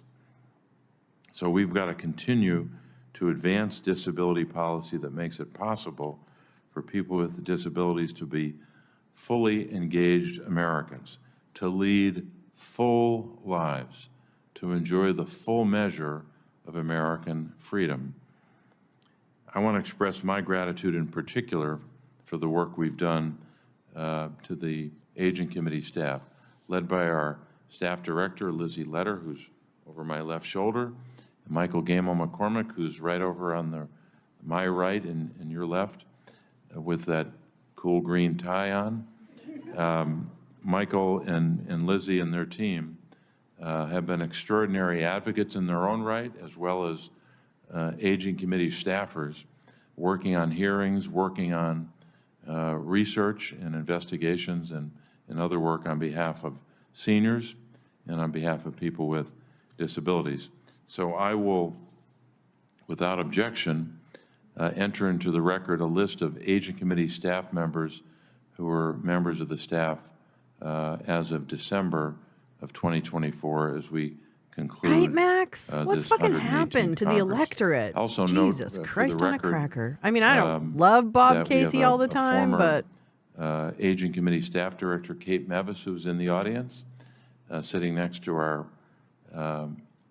incomparable Chief of Staff, Kristen Gentile, for their work. Kristen presently and over many years, and Kate when she was a member of the Aging Committee staff and leading that staff in those years. And without objection, Ranking Member Braun's closing statement will be made part of the hearing record. And again, I've enjoyed working with Ranking Member Braun and wish him well in his next assignment in public service. And once again, I want to thank the witnesses, and frankly, by extension, all the witnesses who have appeared before our committee over the years for their contributions. I have 35 statements for the record, some of which we heard today from Pennsylvania constituents that I'll enter into the record without objection. If any senators have additional questions for the witnesses or statements to be added, the hearing record will be kept open until next Wednesday, December the 18th. Let me conclude with just a couple of thoughts about disability policy. We know, as I made reference to earlier, the Americans with Disabilities Act, passed in 1990, set 4 goals for people with disabilities. Number 1, Hi, Val. economic security. You. Number 2, full participation. Number 3, independent living. And number 4, equal opportunity. We've made great strides on all 4, but the full realization of those 4 goals still lies ahead of us.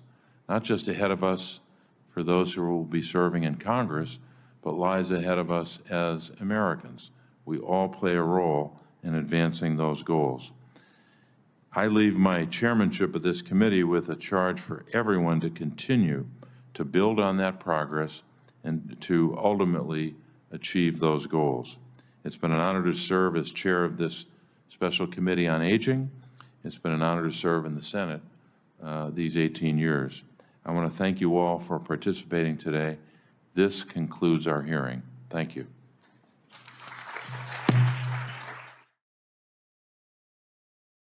Okay, well, that was Bob Casey's final hearing for this Special Committee on Aging. Thanks, Bob, for your service. We appreciate it. And certainly that was an amazing hearing, and I am unfortunately a little preoccupied by the fact that we may not be able to experience as many hearings of that level going forward into this next Congress. If I'm proven wrong, I will be delighted. Absolutely delighted. But I fear that I may not. Is the U.S. national security... Oh, no, that's in Israel. Okay. Well, let me just make sure there's nothing like crazy, super awesome happening. Do do do do do do do do do do do do do do do. Yeah, that was just a beautiful. That was actually a beautiful hearing. It really was. Yeah, I guess it's going to be tabloid jockeying. Oh my God, that's all it's going to be is just like shit we saw yesterday. Oh my gosh, it's so sad. Well, half the people watching don't like me, Val, so there's that. But if they hit the thumbs down, it's just as good as a thumbs up. Who knew? Because it's all about engagement, baby. They don't care. Fucking YouTube doesn't care if people don't like me.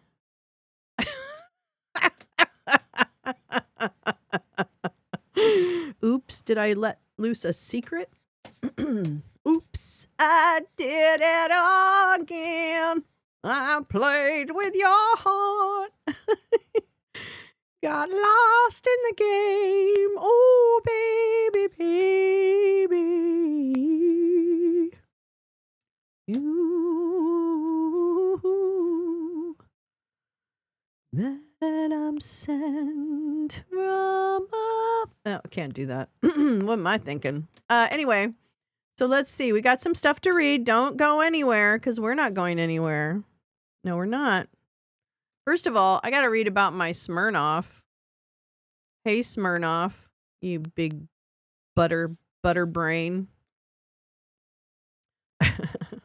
As you can tell, if you look to the right of your screen, right? Yeah. If you look to the right of your screen, you're going to see that, yeah, hit them both. Hit them all. No, actually, I think it only lets you choose one.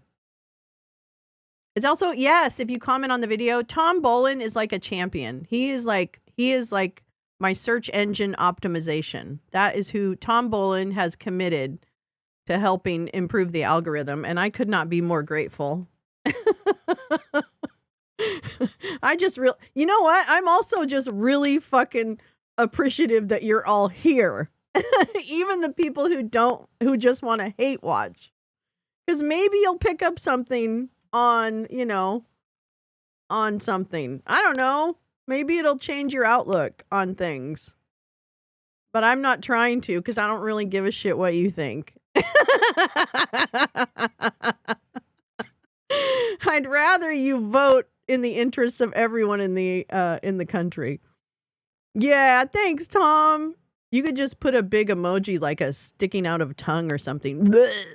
Mike Roman too. That was fun. I took a screenshot of someone else's keywords. Oh, what a cool thing. Everyone should comment after the live. Just say hi. Thank you. I mean, I appreciate everything. You guys showing up is like everything I could ask for. So I'm terribly grateful. Terribly, terribly grateful. But yeah, extra. I mean, I'm committed to this fucking channel, man. We're not going down without a big old fight. So we're going to be doing this shit. Okay, but I want to read to you about something. I don't give a fuck is my favorite attitude. The word shocked is good algo for, I know, but Tom, I can't do that. Oh, don't make me do that stuff. All the ding bots have, oh, you're so cute, Lee. Thank you so much. I really love everything that you guys do. I'm just so grateful. You already spend a lot of time in support of what we're trying to do here, and I'm just so grateful. Oh, Muskie, I love you so much. That's so great.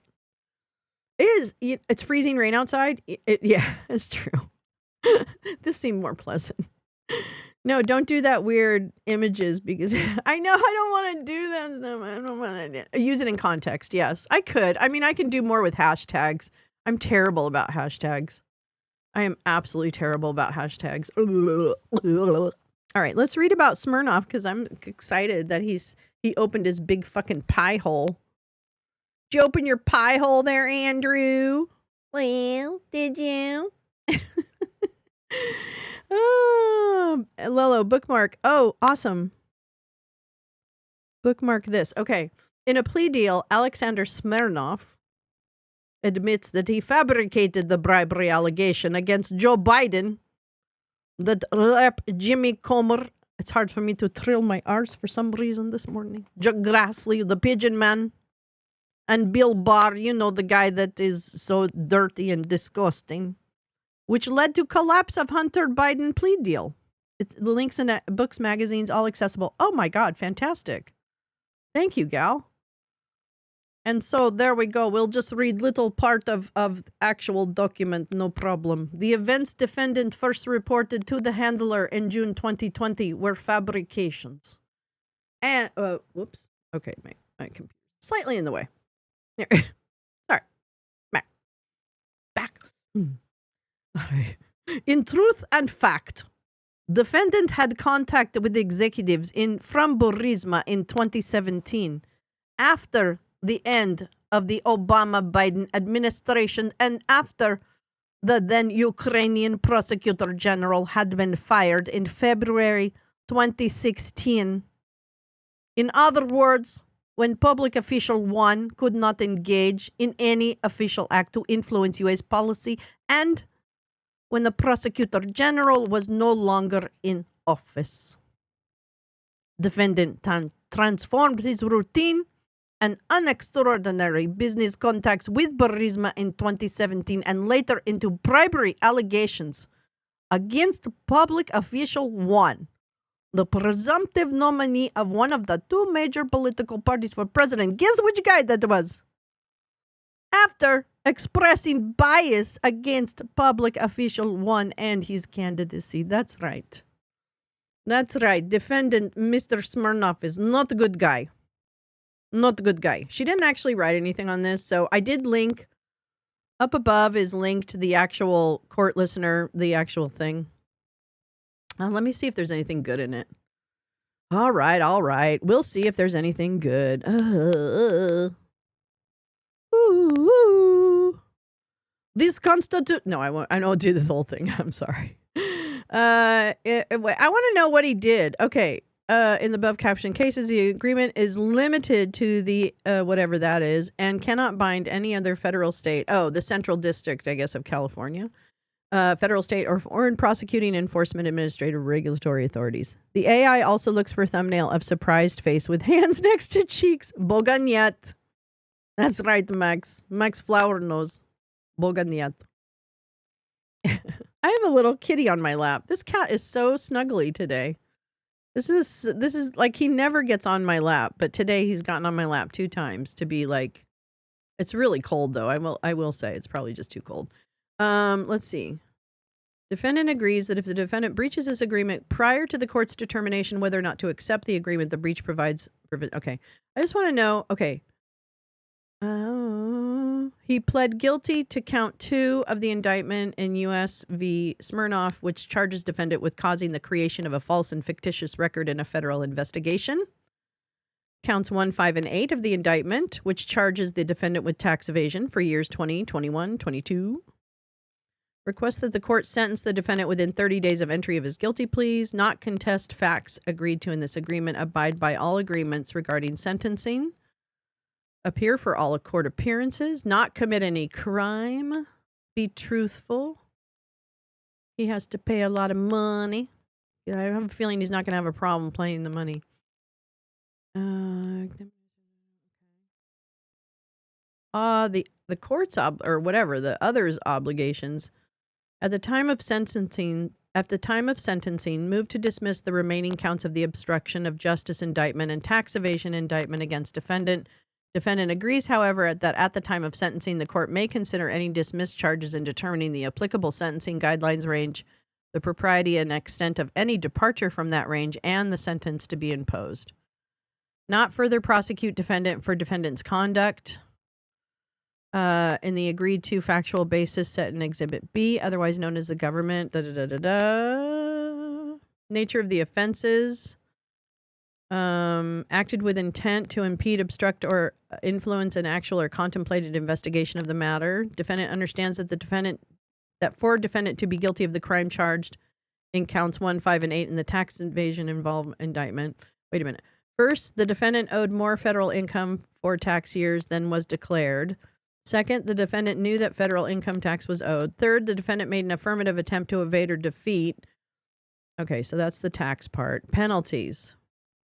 The statutory maximum sentence the court can impose is, for count 2, a 20 years imprisonment, a 3-year period of supervised release, a fine of $250,000, and a mandatory special assessment of $100,000.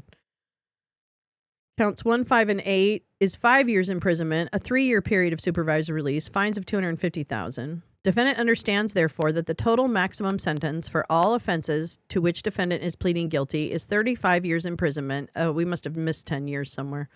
A 3-year period of supervised release, a fine of $1 million, or twice the gross gain or gross loss resulting from the offense, whichever is greatest, and a mandatory special assessment of $400,000. Defendant understands that supervised release is a period of time following the imprisonment during which defendant will be subject to various restrictions. Defendant understands that if defendant violates one or more of the conditions, defendant may be returned to prison. Let's see. Yeah, he's going to give up the right to vote because he's going to be a felon. Is he here as a citizen? No. He's not here as a citizen, right? He's not here as a citizen, right? What's his resident status? So he's paying restitution. I want to know, so does this mean that he's going to... Oh, wait. Defendant understands that if defendant is not a U.S. citizen, the felony convictions may be subject to defendant to removal. The court cannot... Okay. So, okay, sentencing factors and agreed upon sentence. This is what I wanted to know. Defendant understands that in determining the defendant's sentence, the court is required to calculate the sentencing guidelines range and to consider that range. The guidelines are advisory only. Defendant and the SCO agree that the base offense level for count 2 is the obstruction is 14. The base offense level is 14, and the base level for counts 1, 5, and 8 is 20 pursuant to this. Defendant and they reserve the right. Okay. Defendant and the SEO agree that taking into account the factors listed in this, the relevant sentencing guideline factors, and an appropriate disposition of this case, that the court impose a sentence of no less than 48 months and no greater than 72. So 4 to 6 years imprisonment instead of 35. 1 year supervised release instead of 3, and money, but less money, and no fine. The parties also agreed that defendant is entitled to credit for his period of pretrial detention. So that's probably been a year, right? I think something like that. Defendant understands, blah, blah, blah. Okay. So that's actually that. I'll make sure I link that in the description. And actually, I linked it in the chat somewhere, but it might be too far behind for us to catch up to it. Well, let me see what else I have. I know I have more. Oh, I had pulled up. Headlines from the New York Times. Biden commutes 1,500 sentences, a one-day record, which is great. More. How do I like it? How do I like it? Bye, Lee. Have a great event. Have a wonderful event. I'll see you tomorrow, darling. We'll be here tomorrow morning. Same time, my loves. And it's Friday. Thank God it's Friday. Oh, I actually kind of want to read like the fact check that Gal shared on the Time magazine thing. I think I'm going to actually go ahead and read it. Lost our water. Is that water? After the ice storm. Oh my God, 3 weeks. My God, you guys, we gotta. Okay, let me read this to you. I have this kitty is just so snuggled on my lap. I wish I could show you, but I can't put the camera down there because then you'll see what filth I live in. No. Hold on. Let me move this. Actually, I think I'm going to move that here. Yeah. All right. So this is fact checking what Donnie Trump said. I'm fact checking with Lolo. I'm glad you didn't die fucking America. I know. I'm glad you didn't die. Oh my God. I'm sorry. I'm not laughing at that. I'm just like, this is where we're at. I'm glad you didn't die in your ice storm caused by global warming. Ridiculous. All right, here we go. I'm going to read this article. Now, I hate Time magazine. Let me just say that. I've always hated Time magazine. I always thought they were a rag. Maybe in the 70s they were okay, but now they're shit. They always have been. And Newsweek, equal amounts of shit. But anyway, fact checking what Donald Trump said in his 2024 Person of the Year interview with Time, as published in the Time magazine. Wait, so the magazine that did the interview did a separate article to fact check the interview that they did. Now, why wouldn't you write the article with the fact check right in bold red in the fucking article? What the fuck's wrong with you people?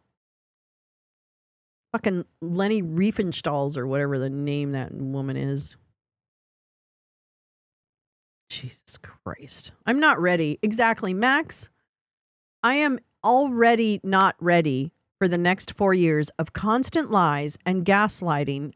That is exactly where my brain is at, Max. I don't know what I need to repress in order to function like a normal human being for the next 4 years. No, that's not true. But I mean, but I'm saying, I mean, Time Magazine, what you should have done, Time Magazine, is put this motherfucking fact check in the fucking article itself. What the hell? That is irresponsible journalism. Why are we not?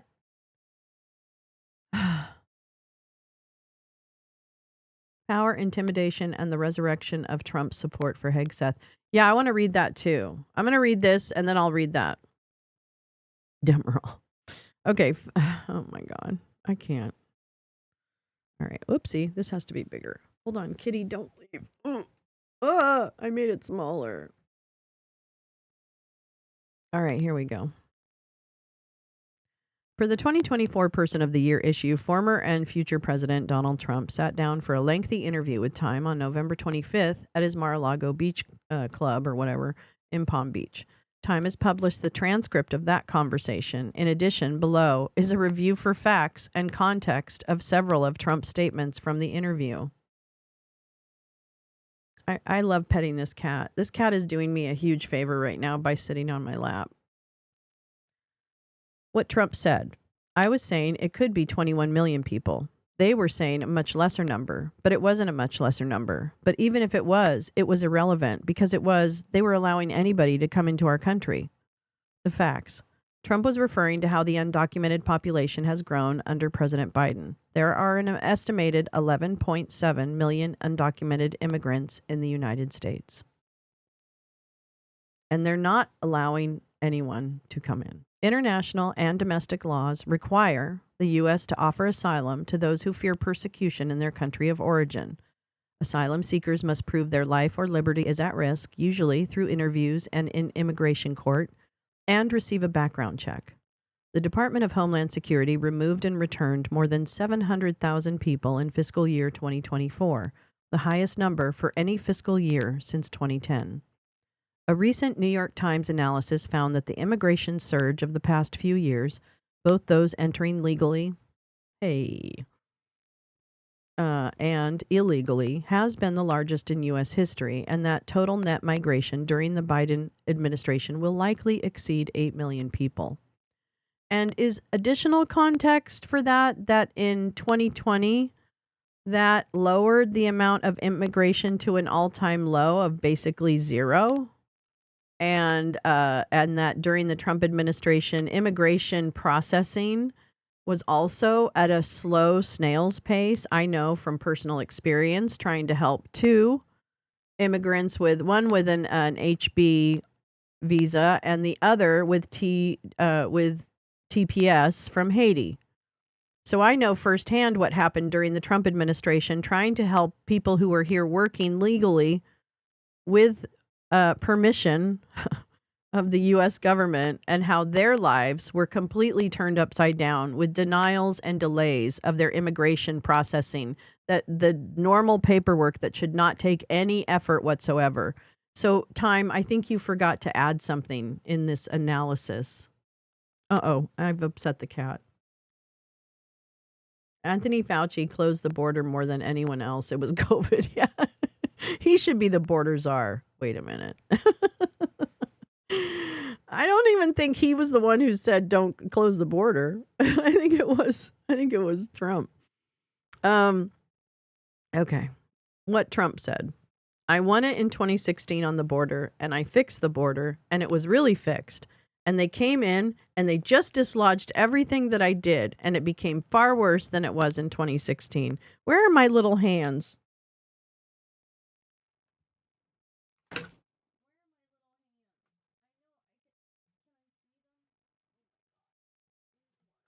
Oh, there's the other one. Come here, little hand.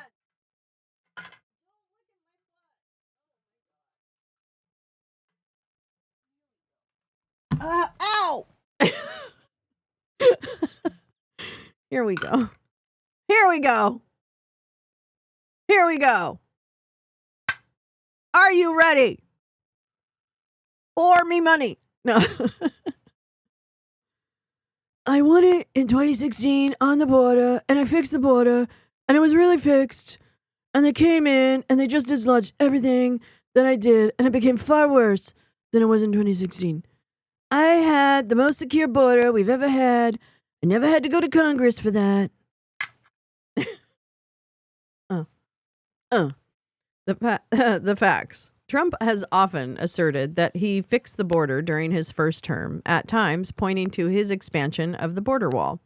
According to U.S. Customs and Border Protection, there were 450 miles of, quote, new primary and secondary border miles constructed on the southwest border between January 2017 and January 2021.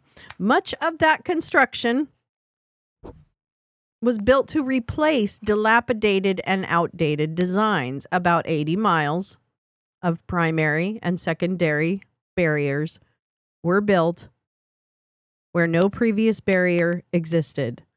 So Orange Dude built 80 miles of wall. 80. That's it. And you know what money he used to do that, I think? If I'm not mistaken? I think it was money from the fucking military. Yeah, that's right. He took from the military budget that helps pay soldiers, and shit like that. He took money from there to build this motherfucking penis replacement.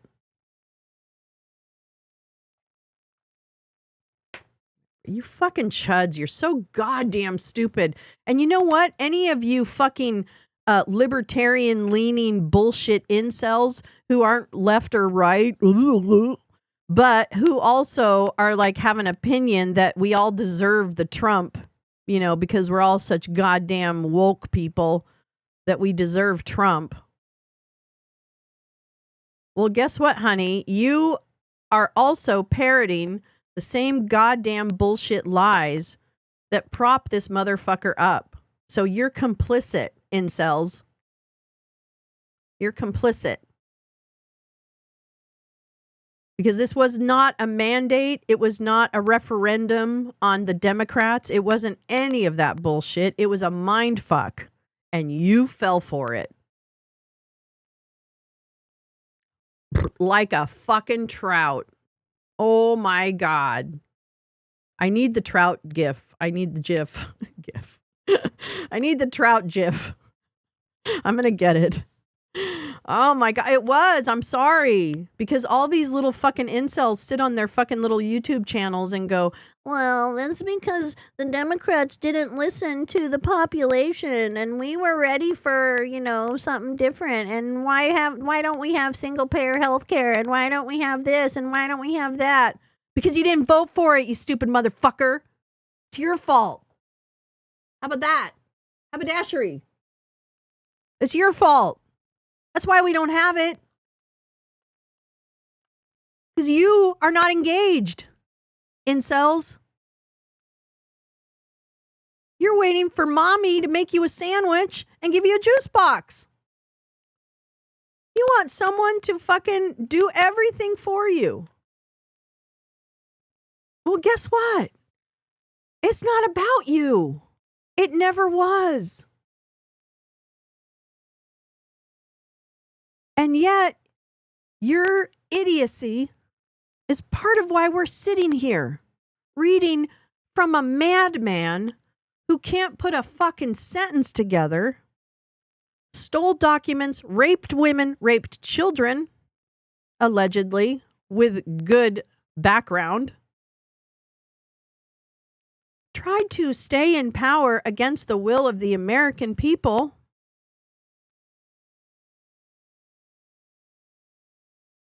And is about to wreak havoc by doing nothing to stop Putin and any other despot who wants to fuck the rest of the world. Because guess what? Bibi sent troops into Syria today.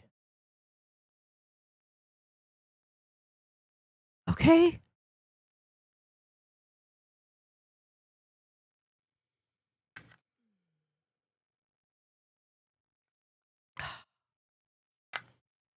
Here we go.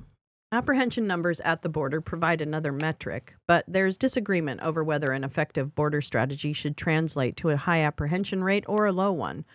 ICE arrests increased during Trump's previous term, but they did not reach the levels seen under Obama. Southwest border encounters hit a record high last year, but dropped 77% by August 2024. The spike in migrants seen early in Biden's term began in the spring of 2020. During Trump's final year, according to PolitiFact. So, I'd have to, I just passed like briefly by the story. I'll have to go to let me find an article on that, but I'll finish this and then I'll do an article on that. Cause I just briefly saw it as I was getting ready for this. But yeah, I want to get the original source on that. Trump also did appeal to Congress for help with border enforcement. In his first year in office, he addressed the nation about the immigration crisis, calling on Congress to secure the border, and later asked Congress for $4.5 billion in emergency border funding. Well, what happened with that time? This is so terrible. So terrible. Roads, police, prisons, schools, fire departments, educated employees, safe equipment, safe food, medicine, and water are a small list of things libertarians ignore, but use. Oh, no, the incels use all the services. Oh, no, they do. Oh, no, they use it. They just don't give a shit if their daughters can get access to safe abortions. They don't give a shit about that. So, that's it. No quarter. No quarter for assholes anymore.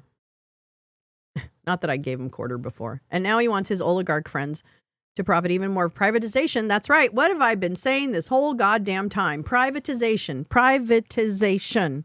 That is the end game. So that you have to pay for levels of service that normally might have been standard. Okay? It's good. That's what they want. And guess who that hurts? Everybody. Even the chuds. And if he's telling you, which I know he is, he's telling you, oh, it's just going to be bad for a little bit after I get into office, and then it's going to be great. Guess what? He's already reneging on the deal that he made to you over and over again on that fucking stage. The deal he made with you is that day one, things are going to be better, and you bought it and you voted on it. But today, what he's saying, if you're listening, I don't know if you're listening or not, but if you're listening to him, what he is saying today is that, well, I don't guarantee it. He said that, the words, I got to clip it. I got to find it. It's in the Kristen Welker interview. I don't make any guarantees. And then in other places, he said, it's going to be hard at first, so expect. In fact, the chuds are even repeating that. They're saying, well, it's going to still be hard, after he gets into office, because it takes time to fuck the economy, I guess.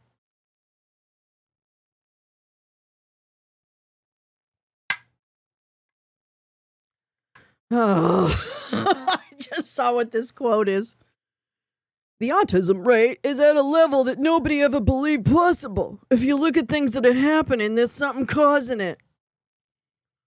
Trump made this comment while discussing vaccines. The false claim that there's a link between vaccines and autism traces back to a retracted study from the 1990s.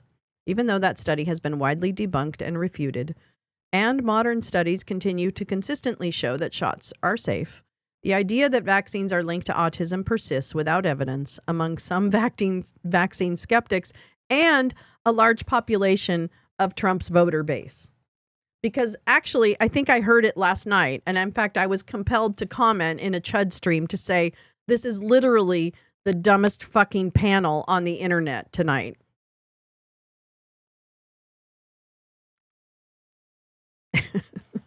Which gratefully was ignored by the panelists, but whatever. Oh my God. All right. While it's true that autism is diagnosed much more frequently now than in the past, it is not because vaccines are causing the condition. Researchers have explored possible reasons for that uptick, including rising parental ages and environmental triggers. And here's what really is the difference. Time magazine. But much of the increase, research suggests, data, facts, stems from changes to diagnostic criteria. But exactly. He took the fucking vaccine, Max. But widespread awareness of the condition. Yeah. And improvements in screening. That's why there are more autism diagnoses now than there have been in the past. It's because doctors, etc., are recognizing that. Detection jumps have been particularly steep among children of color, girls, and young adults, all of whom have historically been diagnosed less frequently. Is agita the same as heartburn? While agita is often used as a synonym for agitation, it actually derives from acido, an Italian word meaning heartburn.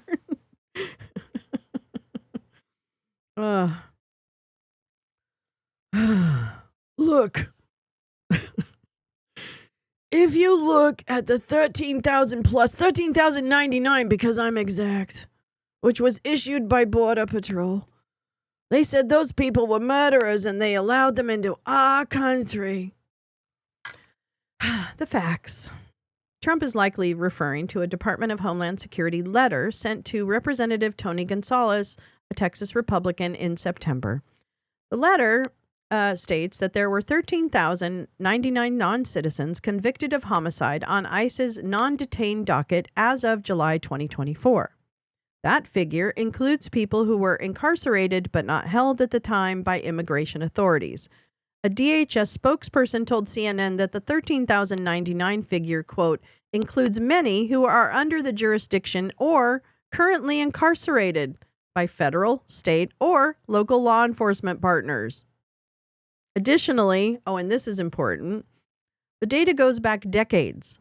It includes individuals who entered the country over the past, wait for it, 40 years. So this is a prime example for the idiots who don't like me who are watching. Listen up.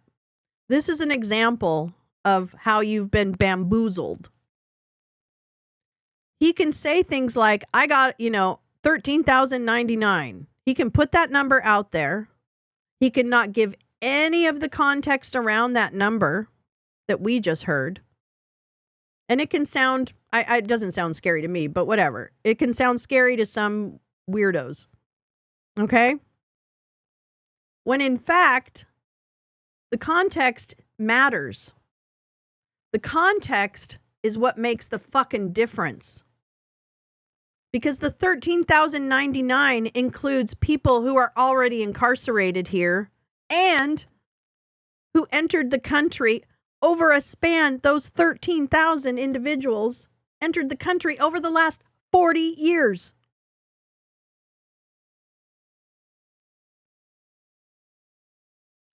Pull your fucking heads out of your fucking asses and grow up. It's okay to admit that you don't know everything. I don't know everything. I don't know much of anything. But I know how to read and I know how to find a source that at least will lead me in a fact-based direction. And it's not easy. I'm not saying it's easy. The zone is flooded.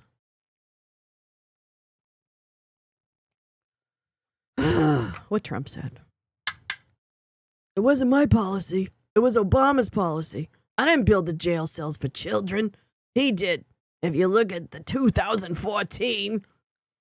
Yeah, we need to evolve. The facts. Trump was responding to a question about his border policy in 2017 and 2018 of separating children from parents or guardians with whom they arrived. The Obama administration did hold undocumented migrants in detention facilities, though it did not systematically separate families. From late 2013 to mid-2014, a surge of unaccompanied minors. Do you remember that? I do. A surge of unaccompanied minors from violence-torn Central America arrived in the U.S. after border detention cells in McAllen, Texas filled to capacity.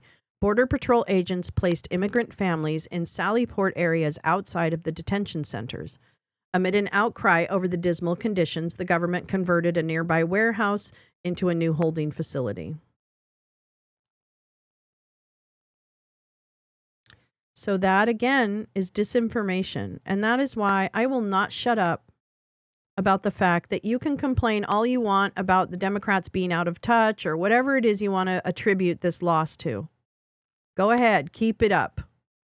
But I'm going to tell you right now, all of that, all of the stuff that you're identifying as to how this election went the way that it did, all of those factors originate in disinformation. All of them. Name a factor. Is it the prices of eggs? Is it immigration? Is it mandates? What is it? What is it?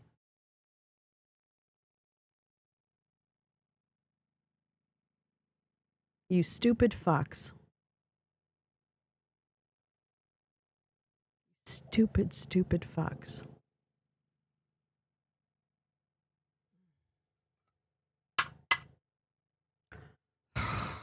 My eggs are, whatever. By the way, when you talk about separation, we have to talk about we have 325,000 children here during Democrats. And this was done by Democrats who are right now slaves. Sex slaves are dead, and they were allowed. There is no evidence. No. Zero evidence that 325,000 immigrant children are slaves, sex slaves, or dead. These numbers likely refer to an August 2024 report from the Department of Homeland Security's Office of the Inspector General, stating that the government failed to monitor the location and status of unaccompanied migrant children after they were released from government custody. That report covered a period from October 2018 to September 2023, which includes more than half of Trump's first term. According to the report, some 320,000 unaccompanied migrant children did not receive a notice to appear in immigration court, or they received a notice but did not make their court appearance. Experts say this doesn't necessarily mean the children are missing or exploited. Rather, this is likely a bureaucratic failing. Nevertheless, the report says children who are unaccounted for are at higher risk for trafficking, exploitation, or forced labor. Absolutely. It is more likely that the children are settled with their families or caregivers, and they are not able or willing to access that court date in order to expose the family to further terror. I could see a world where I would make that decision as a mom if I finally got my child back. Okay? There would be you wouldn't stop me from keeping my child after we had been reunited. There wouldn't be a border patrol that could stop me from that. So, go fuck yourselves. 100% profit. That's right. We're going to turn this thing around. Oh my God. Why is it in Portland? Wait, I can't say it. Why is it in Portland? And my backwards. I'm sorry. Why is it in Portland and in many other places, Minneapolis, yeah, that's the other city. Why is it that nothing happened to them? And they actually caused death and destruction at levels not seen before. You know that Kyle Rittenhouse? Oh, wait a minute. I like him. That's right. I forgot. And so if you look at what happened in Seattle, you had people die. You had a lot of death. I didn't realize Seattle was so ravaged with death. And nothing happened. And these people, who's these people, have been treated really, really badly. Which people? I don't even know what that means. The facts. Trump is comparing those jailed for involvement. In the January 6th attack on the U.S. Capitol. Okay. Oh, I have a clip of DeJoy we have to watch. After the January 6th attack on the U.S. Capitol to protesters who broke laws following the murder of George Floyd by a police officer in May 2020.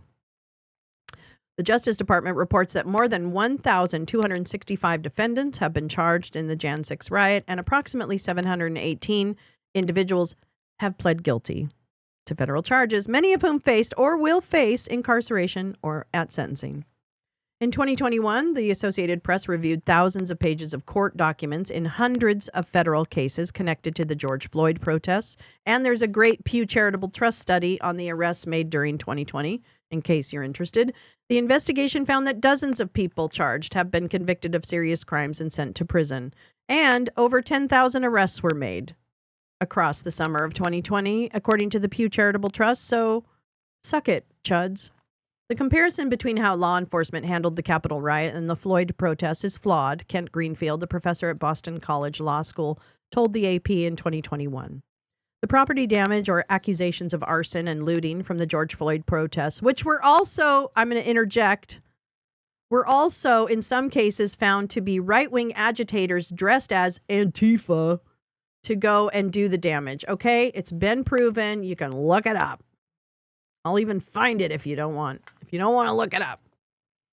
The property damage or accusations of arson and looting from the George Floyd protest, those were serious and they were dealt with seriously, but they weren't an attack on the very core constitutional processes that we rely on in a democracy, nor were they attack on the United States Congress. And they were what we do in this country, which is protest injustice so that things will change. That's what we do. And there were agitators who created the violence. And of course, there's always some violent individuals, and nobody should condone that. So do Kyle Rittenhouse now. How about that? Okay, here we go. More bigotry coming at you. They don't want to see all of this transgender, which is it's just taken over. Everyone, Tiffany's now transgender. She told me yesterday at dinner. And then you take a look, and it's not very many years after the person, who went through the process is saying, who did this to me? As you know, it's a very high percentage. The facts. A 2020 review of 27 studies involving nearly 8,000 transgender teens and adults who underwent any kind of gender affirmation surgeries found that an average of 1% expressed regret. In October, a study published in JAMA Pediatrics found that the majority of transgender youths who receive gender-affirming medical care such as puberty blockers or hormones are satisfied with their care. Of the 220 youth surveyed, only 4% expressed regret. And we just saw there was good information provided in the last Supreme Court case we listened to, so you can find that on Lolo's Lounge. And there's some good links in that one, too, to other resources around transgender and gender-affirming healthcare. What Trump said. They don't want to see their food prices go up by 57% in a short period of time. And I think that's why I won. You know how it goes. The polls found that the economy was the top issue for voters in the election, with many idiots feeling we're all feeling the impact of higher prices, but that's called corporate greed, folks. And there's something we can do about that. With many feeling the impact of higher prices that economists say were largely due to supply chain disruptions amid the COVID-19 pandemic. Because guess what? All of those things, all of the supply chain basically came to a halt. And when you have a global halt on supply chain, it doesn't take 6 months to get over it. It could take 6 years, right? So I understand the economics of a pandemic and what it does to a country. Why can't anyone else? I don't even have an advanced degree. And I barely made it out of college. No, I didn't. I graduated with honors. Anyway, just kidding. But I was drunk most of the time.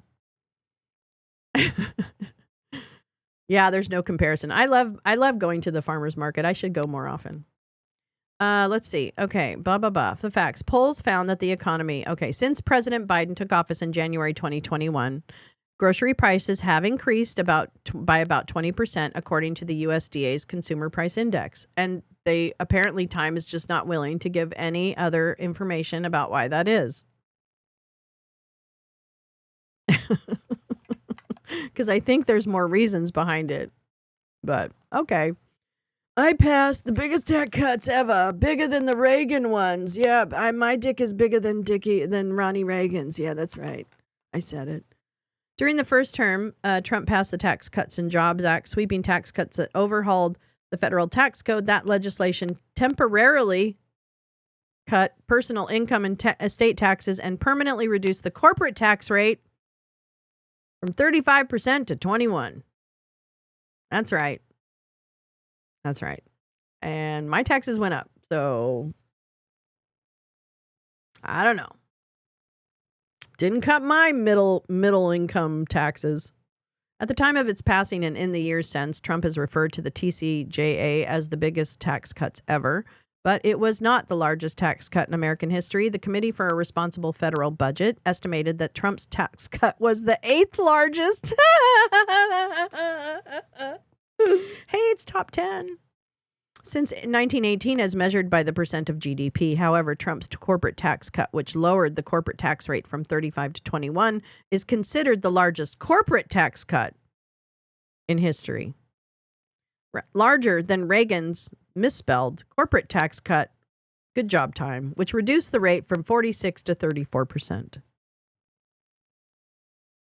Trump said, "We had 107,000 when we had the memorial a few weeks later." Trump has repeatedly claimed that 100,000 people attended his October rally in Butler, Pennsylvania, which was held after the assassination attempt. Let's see the medical records on him during a July rally.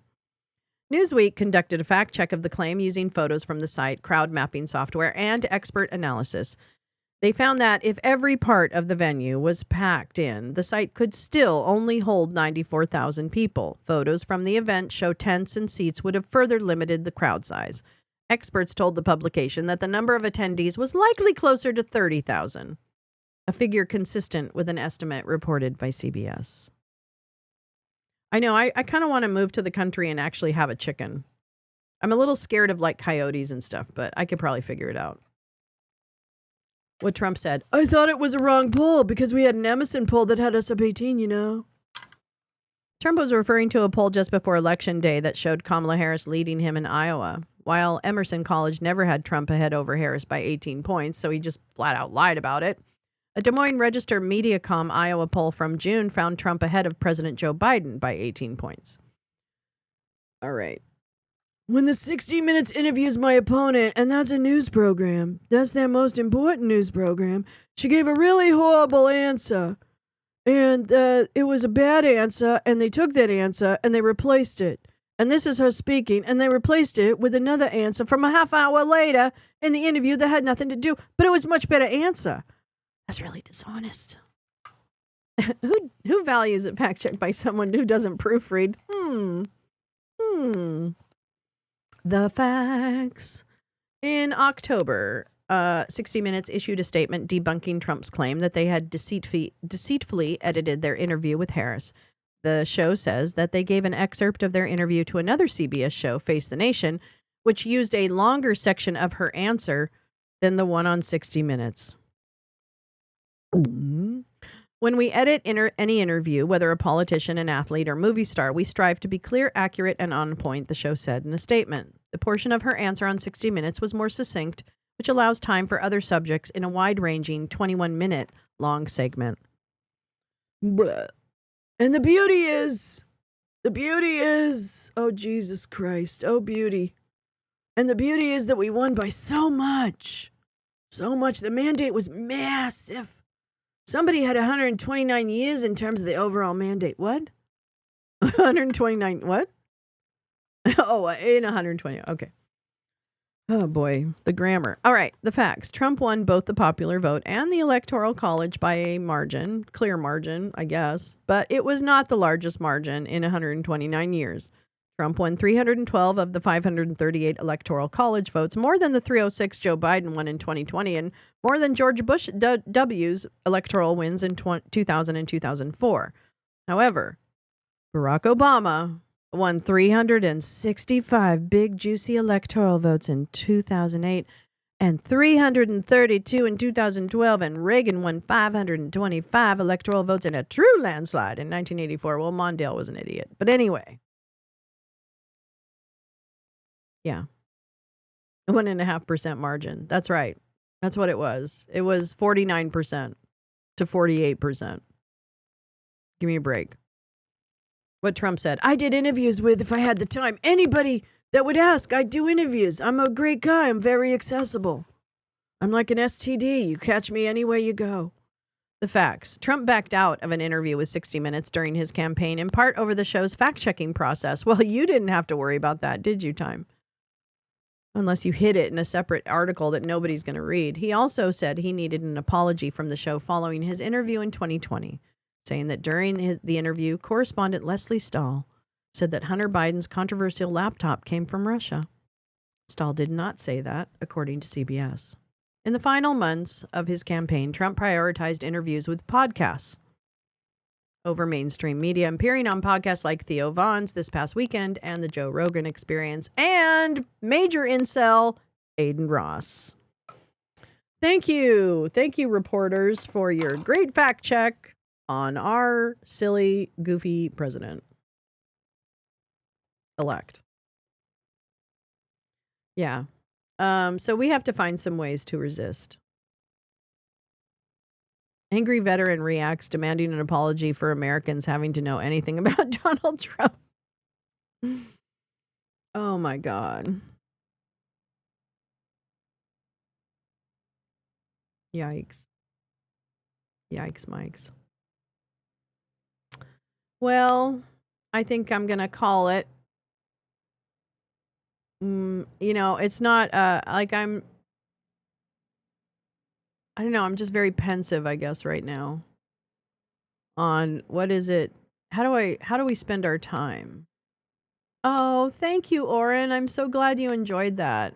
I like doing that too. I'm going to try and kind of gird my loins and try and do a couple of afternoon shows a week. I'll see how I can plug those in. Yeah. Thank you. I'm so glad. Yeah, I'm really happy. And then we watched last night in Discord, we watched a movie, The Man Who Knew Too Much, which was a documentary. It's available for free on Tubi. I'll put the link in the description of this video, but it is about a Northern Ireland agent for MI5 and how his story of working, during the troubles, well, not the troubles, but after working during the time between Ireland and Northern Ireland, and basically, wow, just like a one-man propaganda machine, dirty tricks and all this kind of stuff. And he just described it. But it turned out that at the end of his career, MI5 turned on him because he was trying to expose sexual abuse within the agency of children. And he got basically, canceled, but canceled in a way that they set him up for murder. And he actually served time and then ultimately got his case reversed in Ireland, I believe. So, Northern Ireland. So, it was a fascinating documentary. His name's Colin Wallace, and it was just a great documentary. I really appreciate it. Carla, I think you were the one who recommended that. Forgive me if I got that wrong, but I really appreciate that. Tomorrow night, tomorrow morning, I'll be here for Wake and Bake, obviously. But tomorrow night, we do have fun movie night on Discord. I haven't chosen a movie yet. I don't know what you guys want to watch. If you have any ideas, just let me know. You can pretty much tag me anywhere. But let me know what movie you think we should watch. And that would be great. Although I certainly have some ideas, but if someone has a better idea than mine, then I'll definitely take it up on that. Yeah. Gosh. I'm you know what I'm going to hold on to from this morning? I'm going to hold on to the people who spoke on that panel. Yeah. I want to just hold on to that. I want to hold on to the people who are just constantly not only overcoming their own challenges, but doing so with incredible grace, but then also incredible energy and work on behalf of other people. I really think that's what this life is about. Is what can you do that can help other people? And that you're not putting conditions on that, right? Like, you're not putting your bigotry into it. You're not putting anything into it except for the pure act of sharing space with people. You know what I mean? Like, I think we all share space on this ridiculous marble.